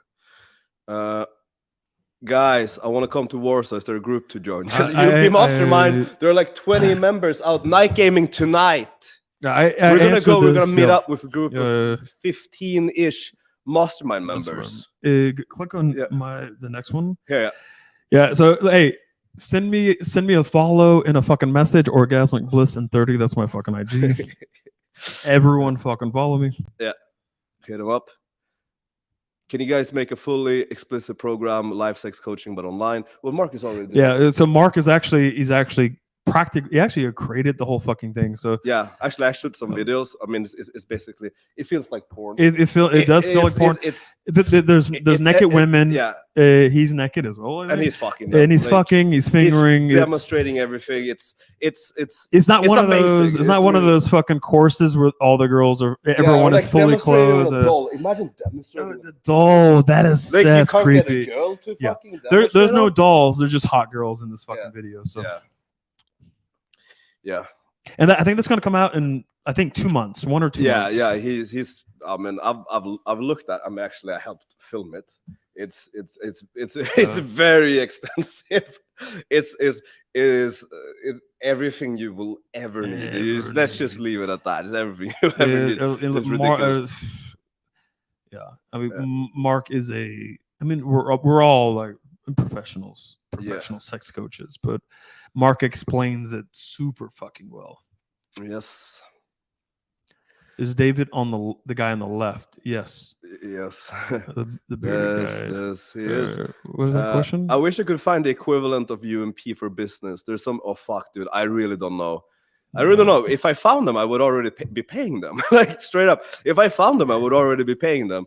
I found the UMP for fitness. I found them, and I spent money on them.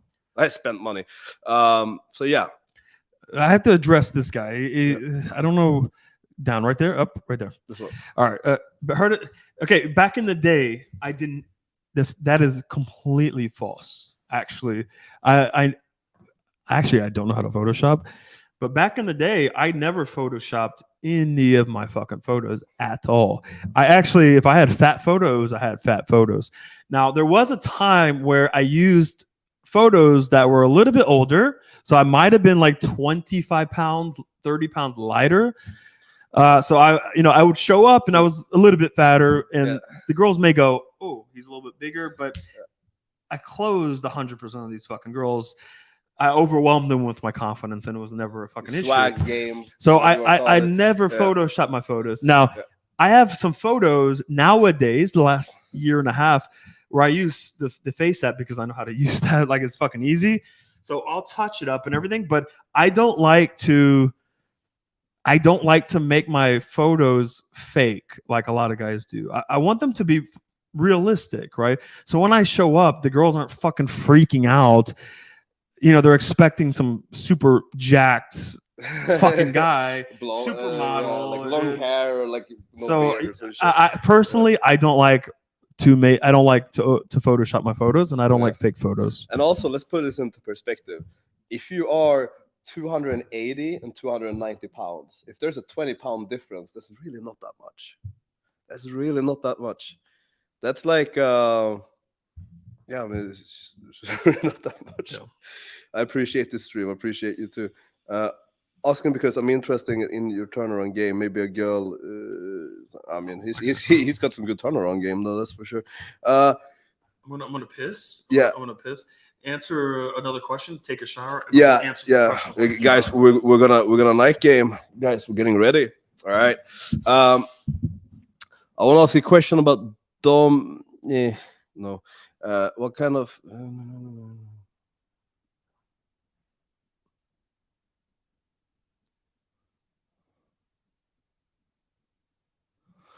Hey boys, roughly doing 30 approaches a week, day game. Nice. 10, 13 numbers. Okay, that's good. Very low response. Okay. High roll response, high flake. Long call vibe starts well and dies. Well, I would firstly be looking at like what kind of value are you displaying in this interaction. I mean, I think that's really what it comes down to at the end of the day. There's like a lack of attraction. Like there's really no other reason why so many girls would flake and just not right. So we really need to start there. And if it's dying down, the only reason it's not dying down is because you're not moving it forward. So I'm also assuming that you're not sexualizing. And if you're not building a lot of attraction and you're not sexualizing, like what reason have you given the girl to respond really? So like I would really be looking at those things. If I was having these issues, I would just be looking at like general attraction, and I'll be thinking like in which areas like could I display more value here, both verbally, also non-verbally. But then also just looking at like how are you moving this forward, and like what kind of frame are you setting? Like why would they want to meet up with you? Are you giving them actual reasons, concrete reasons why they should meet up with you? What can you offer them? You need to look at these things. Let's go, Alex with a new haircut. Fuck yes, that's me. Top 10 cities to learn game for beginner.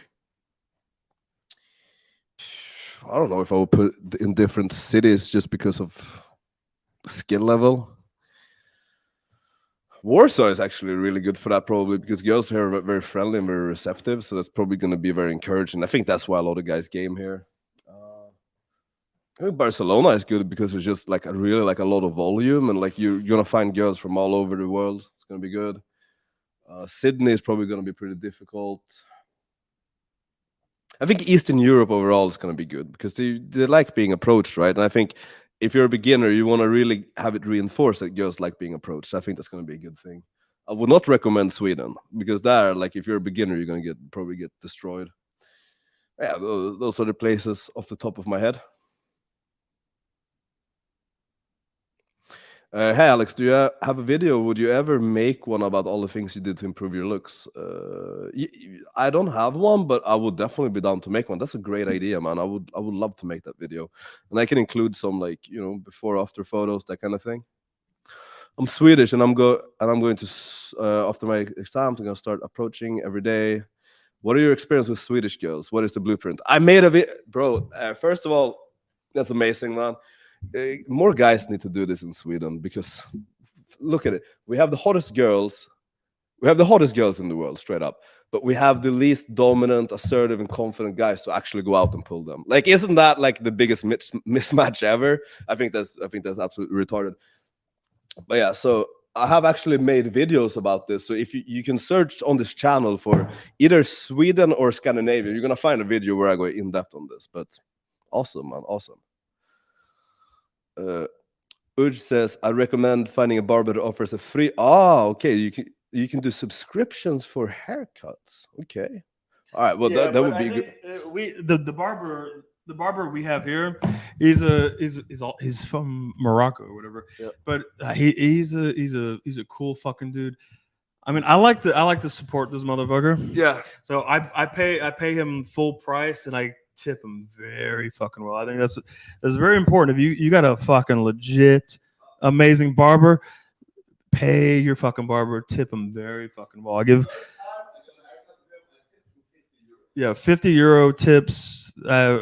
We give this guy because he takes very fucking good care of us. Spends a little bit of extra fucking time. He makes sure that it's like right when you walk out of his fucking barbershop and you immediately start getting a shit ton of IOIs, he deserved that fucking 50 euro fucking tip, right? So, but that actually you know, if you could do the 3-month or 6-month subscription, oh fucking do that. All right, I'm gonna take over. If you wanna, what are you doing? I need to eat something too, so I need to put this in the air fryer. How long is that? That was 15 minutes. All right, here I'm gonna take over here. Yeah. If you wanna let that cook and take a shower, I'll take over. Yo, what's up, motherfuckers?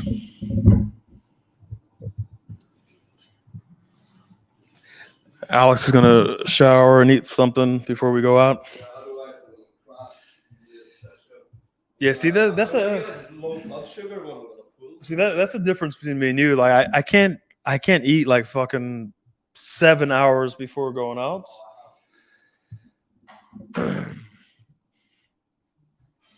All right, let's see. Let me catch up with this shit. All right. I got so many fucking matches right now. This girl says, also, you seem like the guy who could fix my attitude. I guess sometimes I really need it. Like it's the same, bro. See, that's the kind of response you want to be the guy where a girl goes, you could fucking fix my fucking attitude. I could fucking tell, bro. I have so many fucking. Was that? Are we going to Cubano? Cubano, yeah. Yeah, I kind of want to go to. Yeah, but I'm kind of. There's some people I want to. There's some girls I want to. Because I know a lot of girls that are going to be at Cubano tonight, and I want to be able to possibly use all of them if they are out tonight, which they probably will be. Essentially, I want to give them all LMR and you know the high SMV game. So okay, fuck. Here, I'm gonna go. All right, let's do it. Where is it chained from? Okay. Fuck. I don't remember the fuck. I don't remember the company, but there's this guy with a big YouTube channel. A big YouTube channel where he makes his own jewelry and he makes videos while he's making all this fucking jewelry. So this is Meteorite. Okay, so this is Meteorite here. And fuck, I don't remember the company, to be honest. But he makes really fucking amazing jewelry.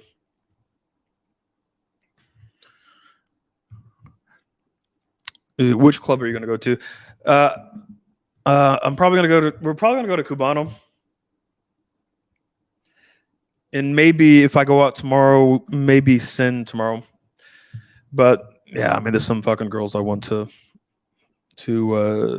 see at the club because it's been a while since I've been to Cubano. I've been so focused on all this other shit. Trying to live a little bit healthier lifestyle. It's very difficult to live a healthy lifestyle when you're going out every fucking night.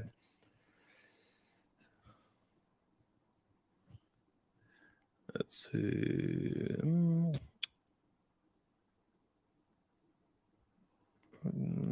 What is something you may say? What's the UMP for fitness? Actually, Alex knows. I forgot what they're fucking called. But we have a for Mastermind members, we have a UMP Looks Max fitness group where we got like 100 guys. So we have 100 guys. If you're not active in the fucking group, if you're not participating in this fucking group, then I kick you out right away. So we do challenges, like we do 25-day gym challenges where you post every day. You write down like what are your goals, what's your diet every day, or maybe sleep habits, whatever it is you want to improve on when it comes to looks maxing or SMV or the gym. You write down your goals and you aim to hit all your goals every single fucking day. And if you don't do it, then you have the whole fucking group roasting you and keeping you accountable. So we have this, and there's some guys that actually really increased their SMV in just a couple months. Looking really fucking good. So that's like another fucking benefit of being in the fucking mastermind. Like if you want to hit the gym and you want to be held accountable, you want to increase your SMV and all this other shit. We have trainers in there. We have guys who are experienced. We have guys that will hold you accountable, guys that will fucking encourage you, all this fucking shit. So we create groups like this and like little programs like this for mastermind members all the fucking time. It's a very, very important community of guys to be part of if you're not in the fucking mastermind. Shout out to the Indian boys. Yeah. Okay, I sent the girl on Tinder. I'm going to have so much fun with you. She instantly rejected me. What went wrong? Yeah, I mean that really fucking depends. That's really going to depend on also the guy. It's going to depend on the guy who sent that, right? So if that's going to come from a guy who looks like a provider, a nice guy, okay, and she's expecting you to be this nice guy who takes her on like 10 dates before fucking, sending something like that may not work out very well. But if you look like Alex and you have the photos that Alex has and you send, I'm going to have so much fun with you, that the same girl, you guys may match with the same fucking girl, but you're going to get different reactions. That's just the way it is. I've done this experiment where I've had two accounts. One was like this nice guy where I look like a sweetheart, nice guy who will take girls on multiple dates, and not like make a move. And one where I look like potentially dangerous, fuck boy, that will, fucking spank girls and fucking choke them and all that shit. And look, you get absolutely different fucking reactions. So the first thing I would do is look at your photos and try to figure out like what are you conveying? Like what kind of archetype are you? How do women perceive you? I think that's going to be very fucking important, right? So I think that's the biggest thing, to be honest.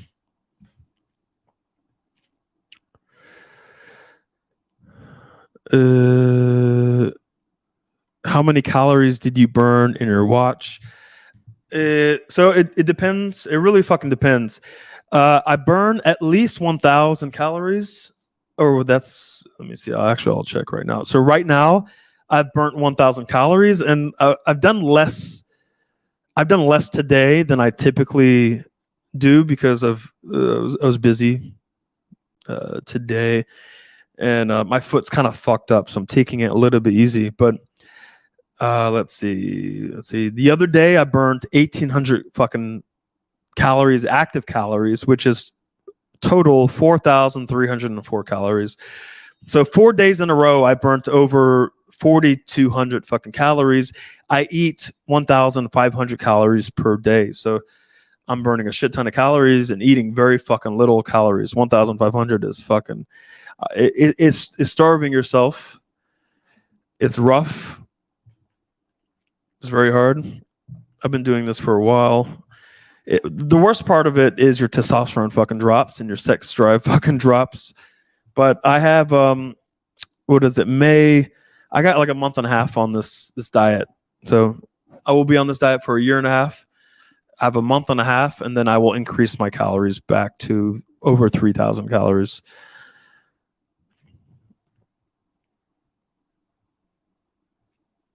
Let's see. I heard you do this a lot. Do what a lot? Cubano. What is? Yeah, the other club is Sin. I think it's SEN. I've never been to Sin, but I heard Sin is a little bit more upscale, hotter girls.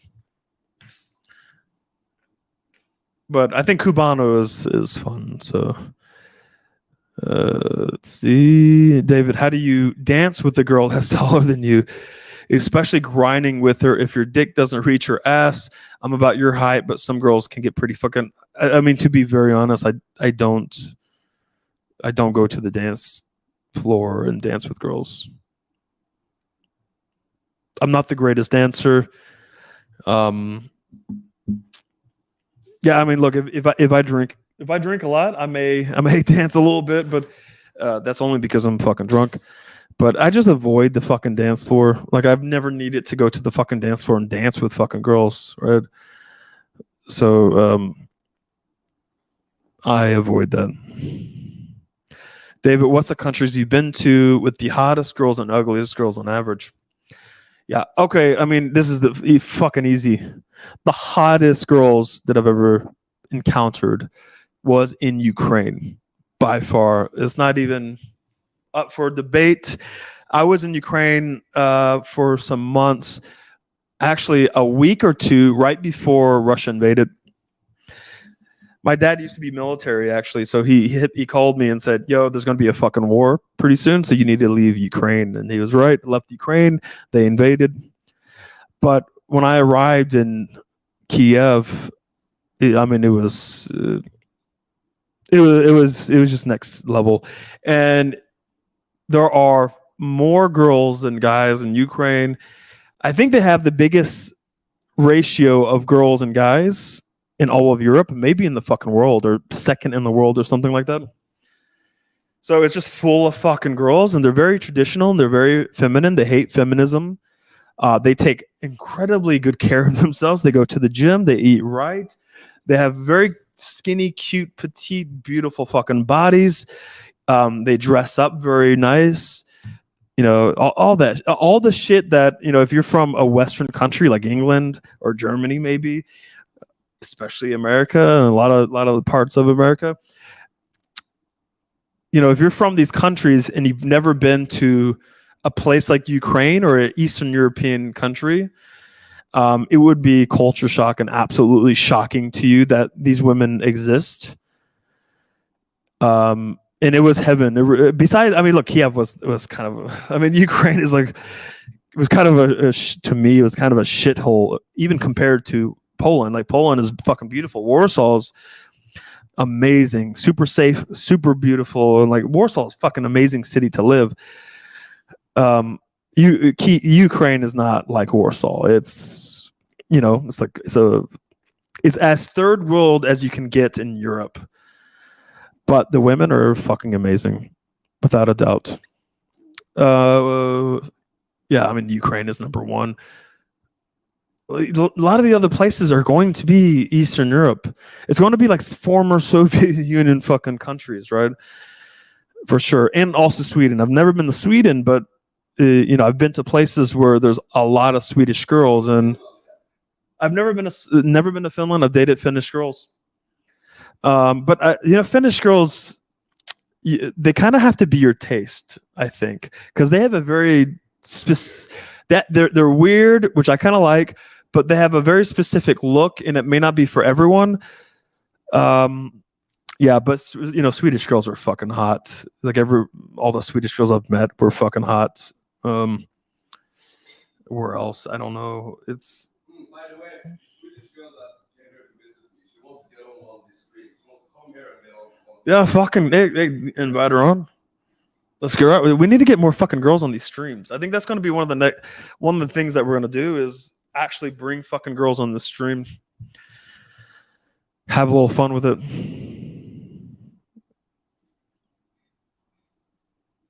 Happen to know Alex's Nikes. They're the ones I was in search for. What Nikes do you have or had? They're ruined. They're ruined. I wore them to the club too much. They're completely ruined. They couldn't even wash them in the place. What are they? Do you know what the? Yeah, fuck. I don't know. They're training shoes. They're running shoes. I don't know what kind. Yeah. Tell us the story how you turn around a girl. Oh my god, that was initially not interested in you. That's a true. Oh my god. There's the first thing that comes to mind was actually with Alex in Budapest. We actually both it's funny, we both turned around our girls. Our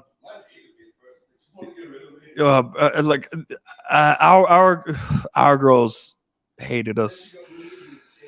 Yeah, bro, like this was next level shit. His girl was German, my girl was Russian, and I had one girl tell me like, oh, you should talk to my friend because you're exactly her type. So I'm like, okay, I'm feeling good about this, going in. But nah, bro, she was not into me, and she fucking hated me. And she was the most like uninterested and non-compliant girl. There were times where she would tell me to fuck off. She hit me multiple times. She kicked me in the fucking balls. She said, "You're so fucking pathetic. You keep trying. You're weak." Like she was, woo. She was that was rough. She told me she wanted to light my head on fire. She told me I was fat. She told me I was fucking pathetic. She told me that. She told me everything, and she kept walking away, talking to other fucking guys. Everything that you could possibly dream of that would show disinterest and maybe even hatred, to be honest. But I don't know. There was something in me that wanted to keep pushing. Like usually in those situations, that's like, yeah, I don't know if I would keep pushing in those situations. But this one, I was driven to get this girl. Well, number one, because she was hot and she was, I don't know, I really wanted to fuck this girl. Like I really wanted this girl. So I kept trying, and I don't know how many hours. It was a couple hours, and I was pushing and pushing. And Alex kind of went through the same thing. And our stories were a little bit different on how we overcame this. Yeah. So Alex essentially just like, fuck it. He pulled some girl in front of her, fucked her outside between a building, and came back. She asked me, "Where did Alex go?" And I said, "Oh, he went to fuck this girl." And all of a sudden her eyes lit up, and that created so much attraction from this fucking girl. And she was far more interested after that. Now with mine, I don't remember exactly what happened. I didn't think this was going to work out, but my girl left. She left the club, and I went to Alex and said, "All right, bro, we could move on and jump into some other set," because she left. All of a sudden I get a message on WhatsApp, and I got a message saying, "Well, are you coming or not?"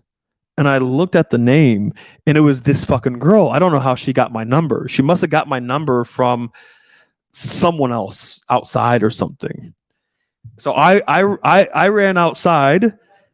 And she happened to be staying next door to the club at an Airbnb. So I walk outside. I walked to the building, and it was locked. But her friends were sitting outside, and I went to her and said, "Hey, by the way, your friend texted me and told me to come." And they were shocked. Like, no way. There's no way she told you to meet her inside the apartment, because I guess she was so fucking difficult with most guys, and she's never done this before. And they were so shocked. They were so happy to let me in. And I walked in, and she was waiting for me outside the door. She didn't say a word. I just walked in. She just started getting naked, got on top of me. We fucked. And then boom, everything started changing. She became sweet and nice. And while we're fucking, her friend came in, and she got a little excited seeing that we were fucking. And I tried to bring her in for a threesome, but my girl was super jealous. So She went back to the bunk bed and went to sleep. The next day, that friend who saw us fucking texted me and said, "Hey, don't tell my friend, but I got really jealous when I saw the ass marks or the handprints on my friend's ass." And I set up a meeting with her that night and fucked her. And her friend had no idea about this. And there's a couple other friends that I fucked or will fuck, and probably in the future. I'm pretty sure. How was your experience managing girls on OnlyFans? I answered this already. David, that's still pretty good compliance. That was not good compliance at all. The girl was very non-compliant and many times leaving, like bouncing out. Like that was trust me, that was not compliance. How did you push her when she gave such massive disinterest? Fuck. I mean, it's been a long time, but I just remember trying everything. So, yeah. I tried everything. I persisted. I tried every DHV. I tried giving her shit. I tried everything. Literally fucking everything. How do you go by pulling a girl who? Alex, you want to take a shower? Because I'm not gonna go if it's late. Oh no, I'll shower. Oh, you showered? Oh fuck. Okay. Oh shit. Yeah. All right. Fuck. All right. How do you go by pulling a girl who hates guys going down on her so you can't use? Yeah. I mean, it's going to be rare. It's rare for girls to not like oral. There's two options here. The girl doesn't like that because she doesn't want. Well, there's a few options. One, she says she doesn't like when the guys do that because she doesn't want you specifically to go down on her. That's an option. So unfortunately, it's a you thing. She actually doesn't want you to eat her pussy, and this her way of politely avoiding that or that topic. The second thing is she's only had horrible experiences where guys don't know what they're doing. It doesn't feel good. And that's all she knows. So she's come to the conclusion that she does not like oral. And sometimes that's actually the fucking case. Like I've had girls who never wanted it, hated it, were very convinced they did not like it. And actually I give these girls like several orgasms and all of a sudden they're really into it. Then the other option is these girls are into more extreme dominance, let's say. So it could be to different degrees and different levels of dominance. It could be like to the extreme where the girl likes to be a slave. So they could be into like slave master kind of dynamics. Or they could like pain or any kind of more extreme rough sex.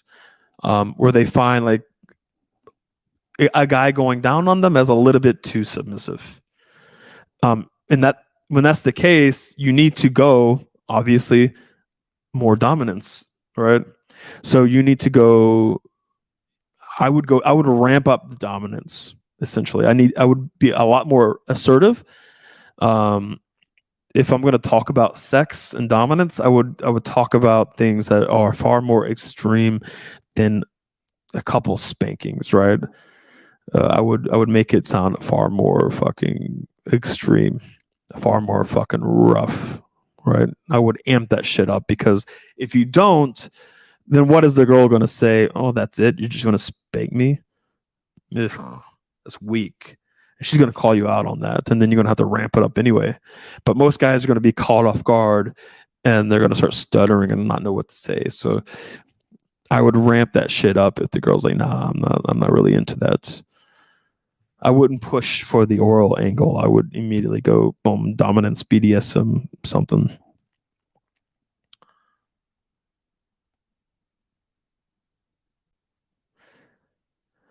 She was feigning disinterest. She needed a dominant guy to tame her. That's why. Yes, yes, yes. That is also the fucking case. And she had very few guys in her life, and her friends knew that, and like their friends really wanted her to find a guy, and they probably tried for years, and it was nearly impossible for the friends to even set her up with anyone because no guy was able to get over that. And of course, like if this the shit test that this girl gives, most guys are going to be offended or hurt or whatever and like give up. So my persistence like played off in this particular situation, right? How long are you staying in Poland? I've been here for over a year now, and I'm going to be here all summer, maybe until. I think we're gonna go somewhere warmer this winter. Yeah, I think before it gets cold here, we'll probably go to some warmer climates. So maybe we'll hit up like Thailand for a couple months to do some kickboxing or something. Well, maybe Bali. We'll go to Sydney most likely. So we'll go Dubai. We'll hit up some warm climates during the winter, and then probably come back around here at some point when it's a little bit warmer next year. Hey, I'm Thai. Yeah, bro. Thailand is a good country. It's solid. It's solid. I didn't think I would like Thailand. I was never into Asia, to be honest. Like I was never into Asian girls or Asia. Like it was completely not interested. But Thailand is fucking cool. It's fucking. Yeah, Thailand is. I've been there multiple times actually. I mean, the first time I was there was like 2018. Actually, it was the first time I've ever been to Asia because I was never interested in Asia. Like I didn't give a fuck about Asia, but like Thailand, it was a lot of fun. It was pretty cool. Indonesia, I enjoyed fucking Indonesia. The people are fucking cool. It's a beautiful country. It's interesting. It's fucking cool. It's not necessarily like the greatest place to fucking game, right? But for a place to explore and live a little bit and enjoy. Bali is good. Yeah, Bali is fucking. It's very good. Bali is great. But yeah, Indonesian is a fun place. What's the hardest city to game in? Yeah, I mean, they're all. They're. Yeah, I mean, it's all the same shit. Like, maybe at one point we would say Ukrainian girls were hard to game. There was a point where we would have said that. Because all these other coaches, by the way, like all these other coaches think Serbia is hard. They think Ukrainian girls are hard. You need to go on 10 dates before you can fuck them. And that's why they don't go to Ukraine, right? They don't go there because it's just too fucking difficult. But once you actually figure out these girls, like Ukrainian girls are actually a lot easier than you think. The problem is what you need to be very, very good with Ukrainian girls and very hot Ukrainian girls, most guys simply do not have, especially all these other pickup guys who are running like low T, like soft. They're fucking nerds. Like if you're a fucking dork and you're low T and you're not very assertive or very dominant, these girls are going to eat you alive, bro. They're gonna make you go on all these dates and pay, and you're never going to understand like how to get a lot of Ukrainian girls. And when I say get a lot of Ukrainian girls, I'm not talking about what RC Max does and pay them to like hang out with him. I'm not talking about paying a lot of Ukrainian girls to be on video, so you look cool. I'm not talking about going on 10 fucking dates and paying for it and never fucking. I'm talking about fucking lots of Ukrainian girls, okay? And them chasing after you, right? Like begging to see you and being absolutely okay with you having other women right? Or having some sort of harem with all your Ukrainian girls know each other and shit, right? That is something a lot of guys don't think is possible with fucking Ukrainian girls, but they're fucking dorks and they don't know how to game Ukrainian girls.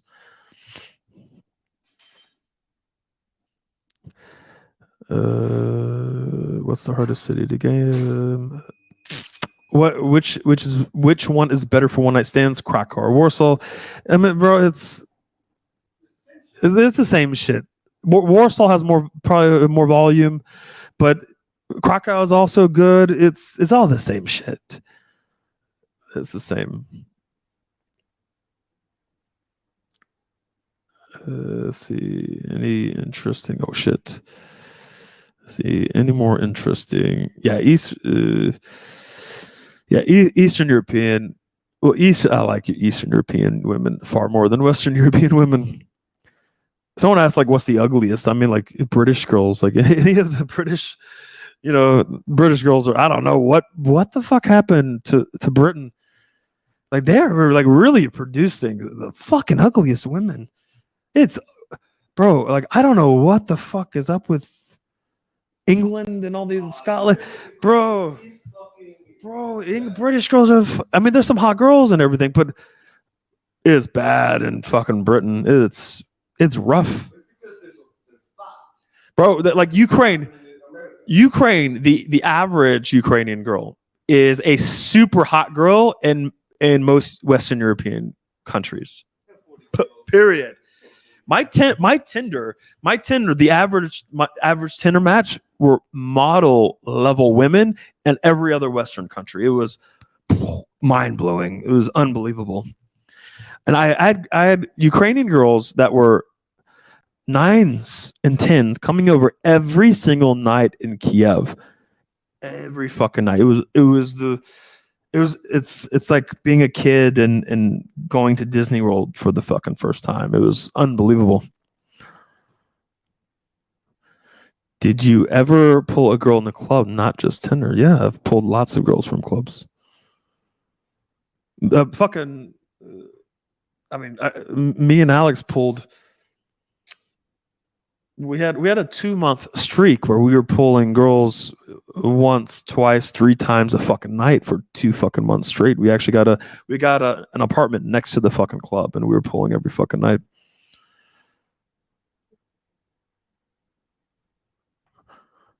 What was your opener? I have all kinds of fucking openers. There's a lot of openers. I don't remember what all my openers were, but all my openers, even then, there were different fucking openers every fucking time.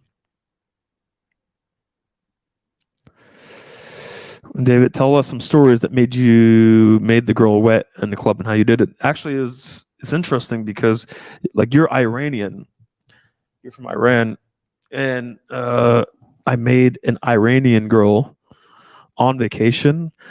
I made her orgasm actually in the fucking club. Very conservative Iranian girl.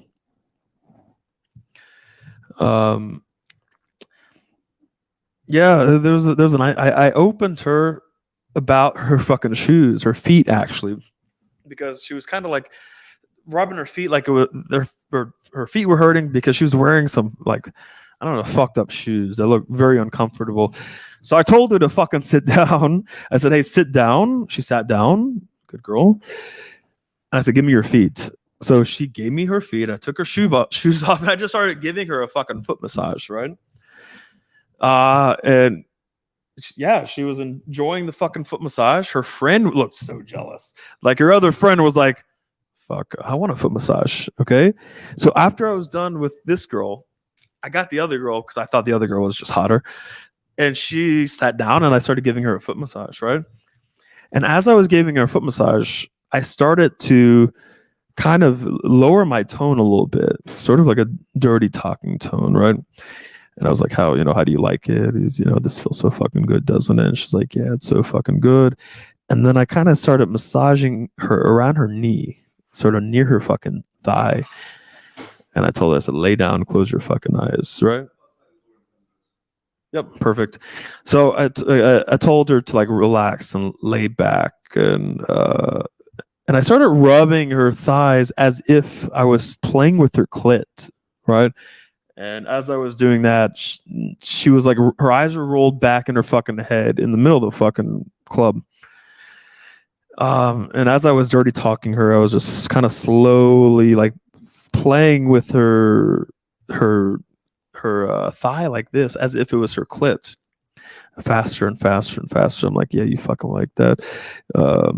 Oh, you can feel you're going to come anytime moment. You're going to fucking come, blah, blah, little dirty talk. And yeah, she had a fucking orgasm right then and there. And next to us, there was a couple. There was a guy and a girl, and she was watching this shit, and she was looking at her boyfriend like she kept doing this, like why? All of a sudden, I look over. He's giving her a fucking foot massage, right? So it was so fucking funny.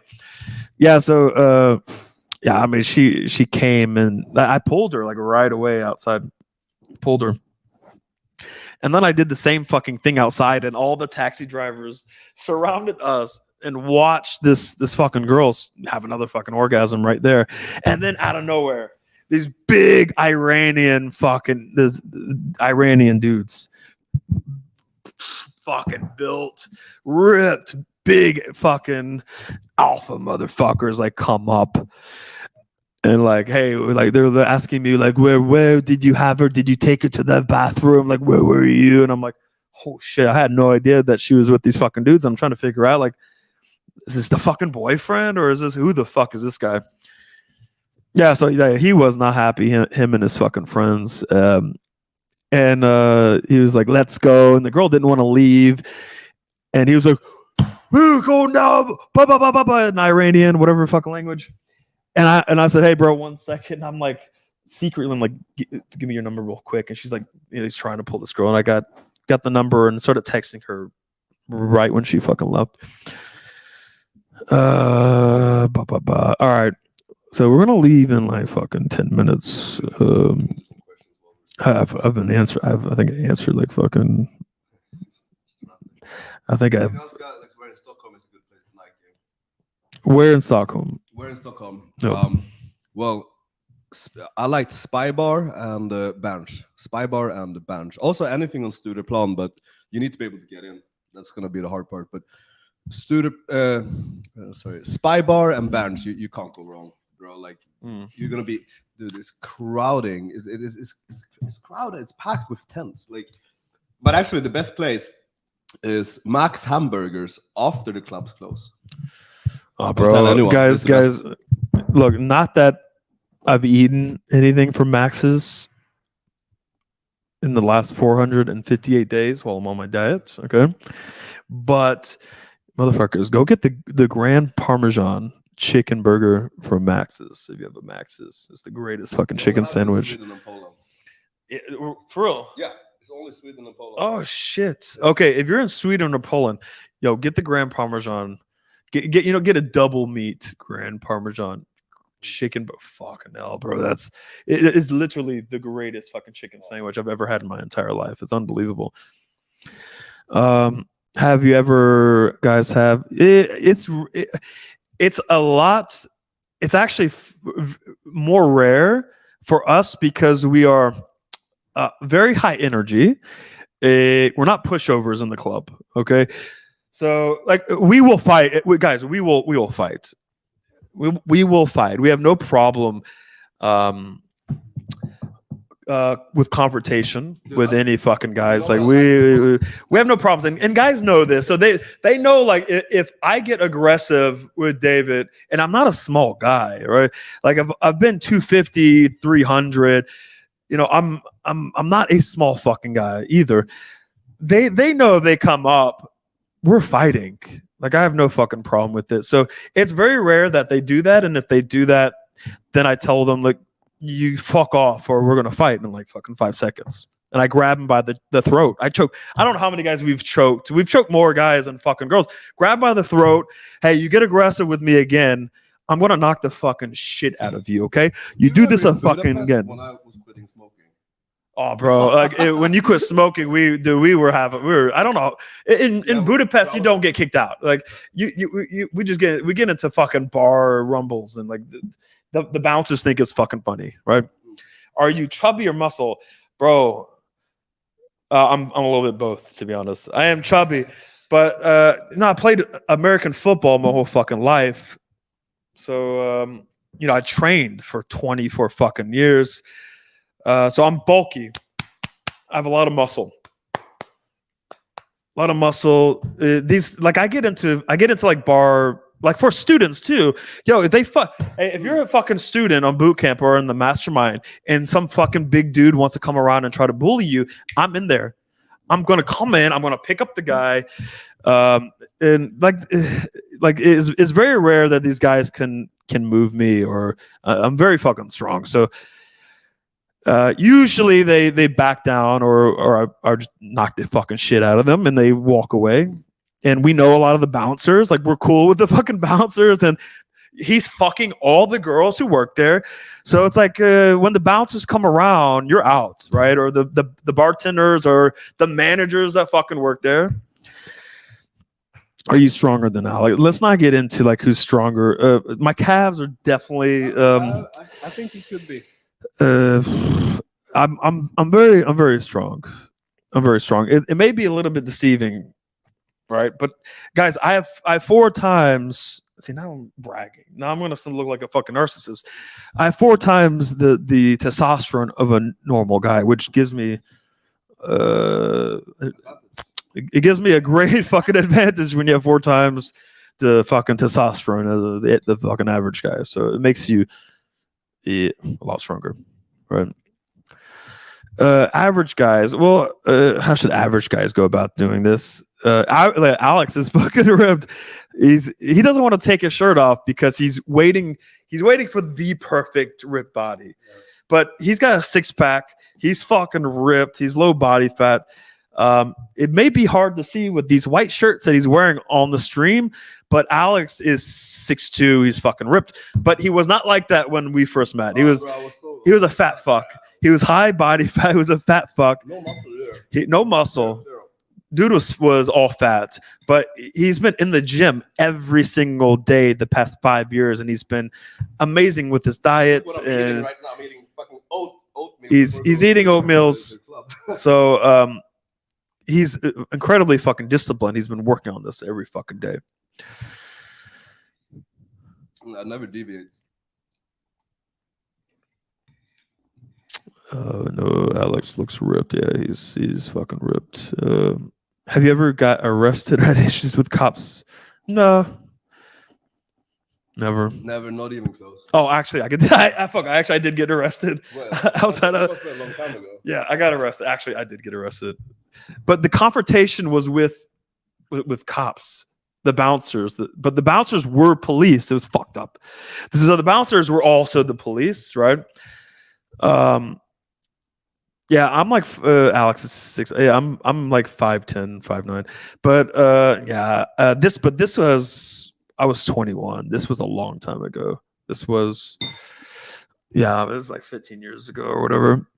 I got arrested for fucking, what is it? Disturbing the fucking peace, and I had to chill in jail for like 24 hours. It was ridiculous. Can you guys bring girls onto the stream? Yeah, we're gonna do that. We're only not doing that because we just forget. I don't know. We just don't set anything up. We come and do this fucking live stream. We have a lot of girls begging to be on these fucking live streams. They're watching. They watch these live streams. They love it. I have 2 or 3 watching right now. I sent them the link when it started.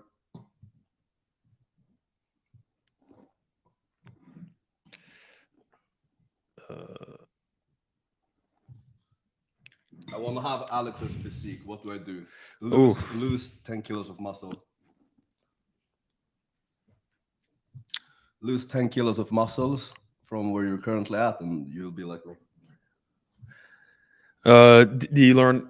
I did when I was younger, growing up. I did a little bit of martial arts and karate, kickboxing, and shit. My neighbor was Thai. and he did Thai kickboxing. Yeah. And he was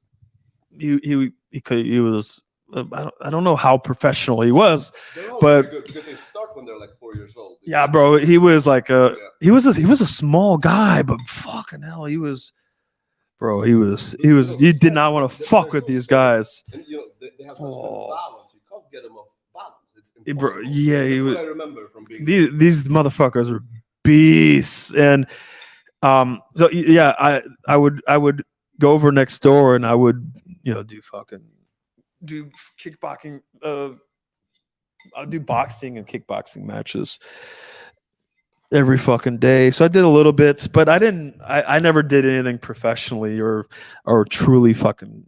I just did a lot of fighting. I just fought a lot growing up. I fought a lot. Street fighting. We used to do fucking street fighting where it was kind of like a fight club type of thing. And we would just fight, bust each other up. So I did a lot of fucking fighting, a lot of street fighting. Are some of you going to be in Stockholm?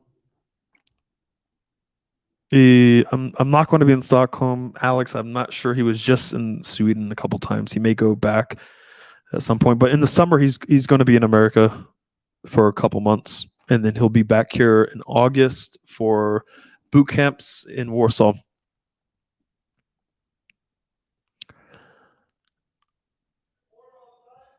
Yeah, it's actually pretty nice. Ever been to Gdansk? Yeah, actually, 2018. Me and Alex met in Gdansk. Actually, we have a Sopat Summit, which is in Gdansk. Sopat Summit is my event. So we used to host Sopat Summit every fucking year, but then COVID hits and that fucked everything. That fucked everything up. So we haven't had Sopat Summit since COVID fucking striked.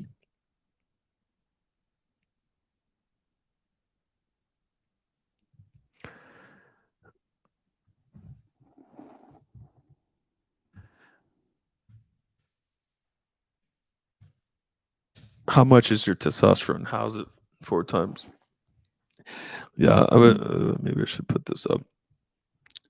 Yeah, it's always been like that. It's always, ever since I was fucking young, because I played American football, basketball. I trained year fucking round. I don't know. It could be the training, diet, whatever it is, right?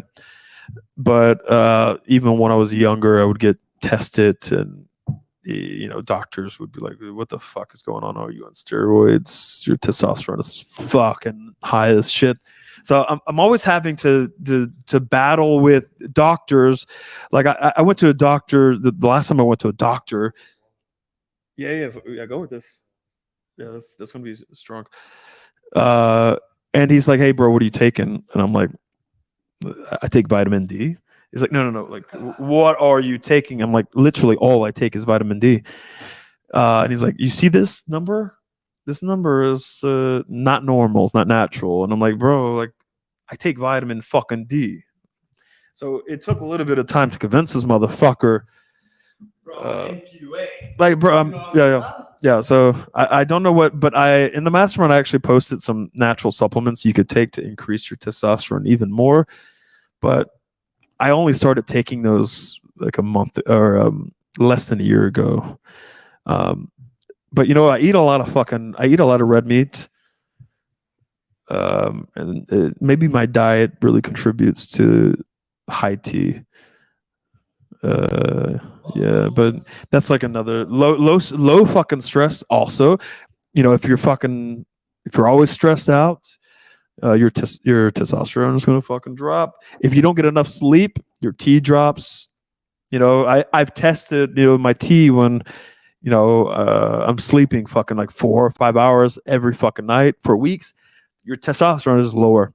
When you're getting 8 hours plus sleep every fucking night, and it's very good sleep, you're getting enough sun, and you're eating right. You're not fat and fucking obese. Your testosterone is just going to. It's going to be much fucking higher It's gonna be a fucking massive fucking difference, right?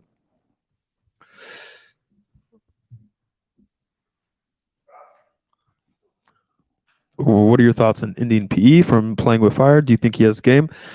Yeah, I mean, probably a lot of guys, a lot of new guys don't know, but yeah, Indian PE actually, he lived down the street from me back in fucking 2016. We were the only guys in the city that we were living in the community. So he started going out with me, and I started coaching him in 2016. And I brought him on to playing with fire in I think 2017, maybe. And we lived together in Vegas and went out every night and all that shit. So yeah, I know Indian P very fucking well. I've known him for years, and I brought him on to playing with fire. So a lot. We have a lot of good. I was there the night he lost his virginity. I was there. It was actually that was a very good pull, to be fucking fair. Like losing his virginity. That I'm sure he told that story. I don't know. He probably told that story on the channel, but that story where he lost his virginity was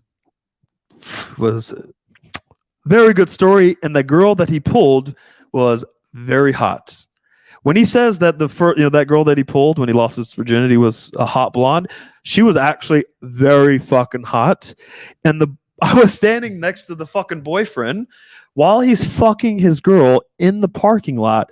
He was waiting for his girl, having no idea where she is, and I'm standing next to him. I had no idea it was the boyfriend. And yeah, he came out with this fucking girl and gave the girlfriend back to the guy, and the guy's like, where were you? Why were you in the parking lot? And he was like, bro, that's the boyfriend. We got to get the fuck out of here. So that was that was a legendary way of losing your fucking virginity. It was fucking amazing. Here, I'm gonna put on the boss shirt. What do you think? This one is great. This or all set? Is this all sets? This is the represent. No. This is No, not. it's a represent. Okay, we'll get the all sets. The all sets kind of fucked up. I'm gonna go with the boss. That's my higher fucking shirt. Right. Whatever gets you in state, bro. Get in state, bro. Go get it. Have you ever been? Yeah, we answered the Dubai question. We we set up fuck dates. Me and Alex both. First approach. First approach mall, each. blah, blah. Yeah. Girls working in the mall actually. Yeah. All right. Hey, what is today? Friday.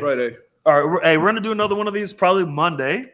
Yeah. If not fucking earlier, maybe it's spontaneous. Monday, Wednesday. Yeah. Join the fucking mastermind. I'm gonna be doing a live stream on Sunday, and if you're in the mastermind, join the live stream on Sunday. It's a Zoom hangout. That means you can ask us questions directly. Okay? It's fucking free coaching, essentially. It comes with the membership. If you don't do this, it's fucking stupid. Join the fucking mastermind. Yeah. Hey guys, don't be stupid. Don't think about it. Just join the mastermind. There's nothing to think about. It's free. Like, what do you have to think about? I just don't get it. Free 2 weeks. You can leave and not pay a goddamn dime, but guess what? Yeah. You motherfuckers, you stay for 2 weeks, you're not leaving. I guarantee you're not leaving the mastermind. Not happening. Okay, hold on. I need to. You get direct access to Genius. By the way, I use this one. Tom Ford. Baudelaire. Don't even make me try to speak French.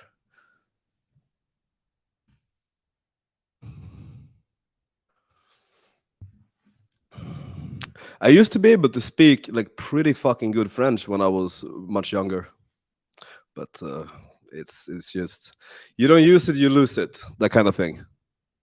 I could get it back pretty quick. Yeah, bro, you're push pulling me. Yes.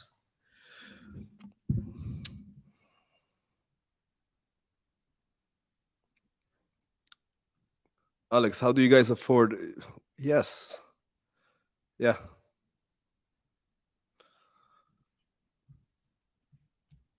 Easily. UMP is my only work, and it has been for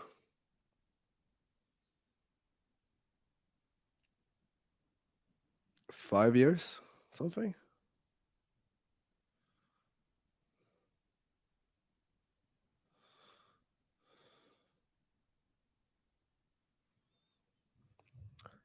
What do you guys think about social freedom? I don't know who they are, to be honest.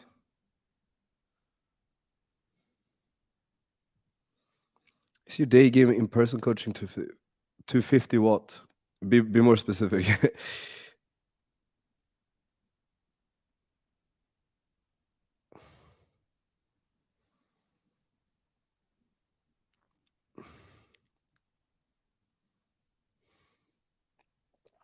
Yeah, I mean, look, this place is actually fancy as fuck. We're living like in this building. You have a lot of billionaires and stuff.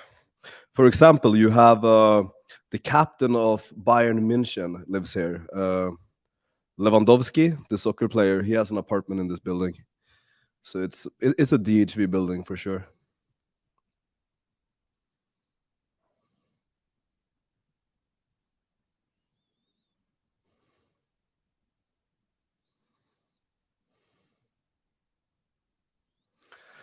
You need to be more specific here. Like, what are they saying? Like, why? Like, what's the problem? Can you get me his autograph? Easy, easy. What do you think about the Laws of Seduction by Robert Greene? Actually, I haven't read his book on seduction, but I've read his book on power and laws of human nature, and I think they are amazing. So I would also assume that the seduction book is very good.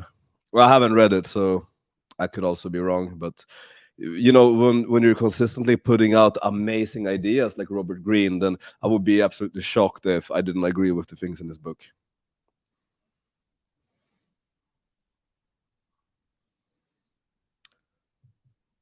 When are you in America? Very soon. Very soon.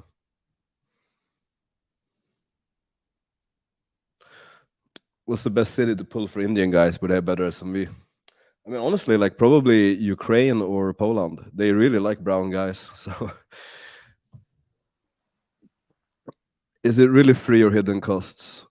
Well, which part are you like? There's nothing hidden. Like it's two. If you're talking about the mastermind, there's nothing hidden. It's that you get 2 weeks free, and then you pay a monthly fee. But the 2 weeks are free.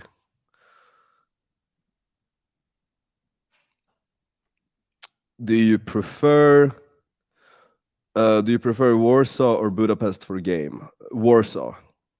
Well, actually, I would say that I think Budapest has better night game. I think Budapest has better night game. I think Warsaw has better day game. And also, I think online game is better in Warsaw. What's in the mastermind? That's a good question. So I'm gonna post you a link.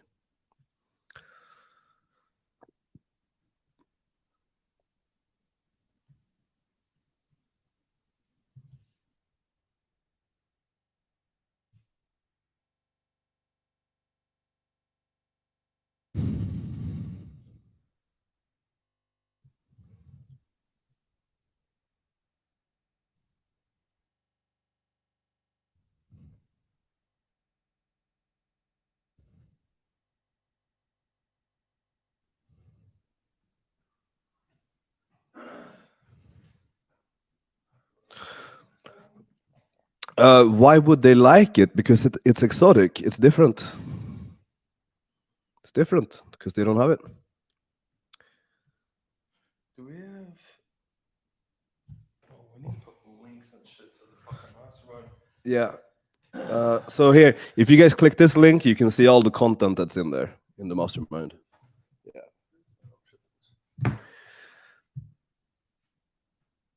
All right. So, what are you drinking, by the way? Vodka. You've been drinking this entire time. I've been drinking vodka. I had no idea. Bro, I've been drinking vodka this whole fucking live stream. I had no idea. Yeah, I've reduced my calories to make up for some of the fucking vodka. All right, that's perfect. A little bit of vodka, Red Bull. Yeah, All right, I'm gonna put the link.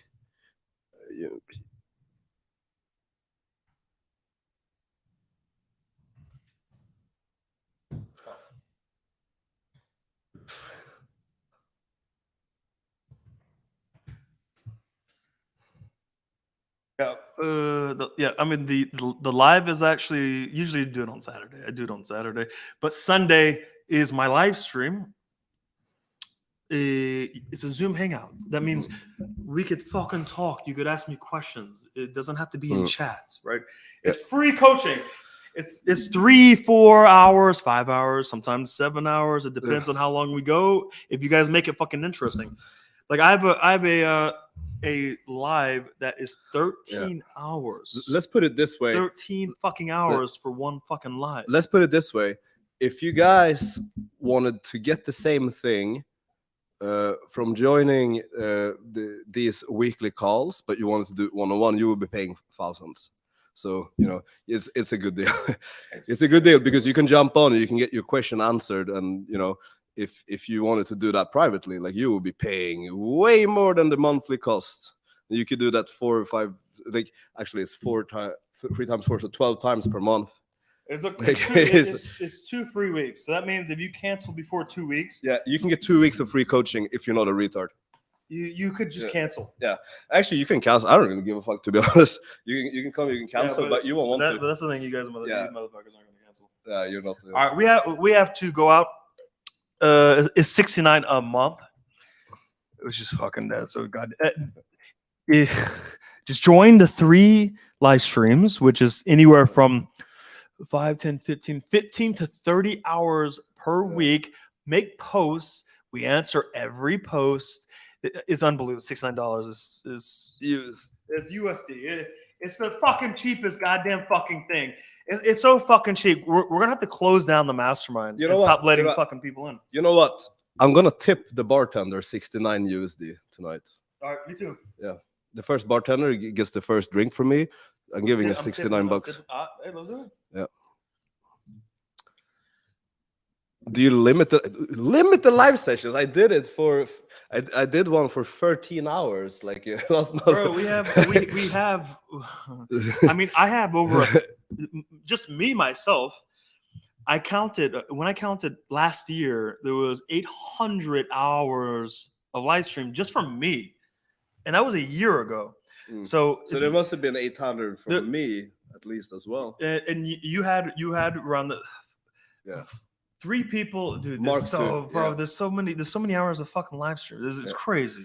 I never get bottles. I used to get drinks for myself. I just have a couple of drinks with him. It's not even like for a game. Hey, we're 2 guys. We're gonna go out. We're gonna have a couple of fucking drinks, and we're gonna pull at the end. That's it. All right, hey, if you guys are in Warsaw, come out to Cabano. Let's go. See ya.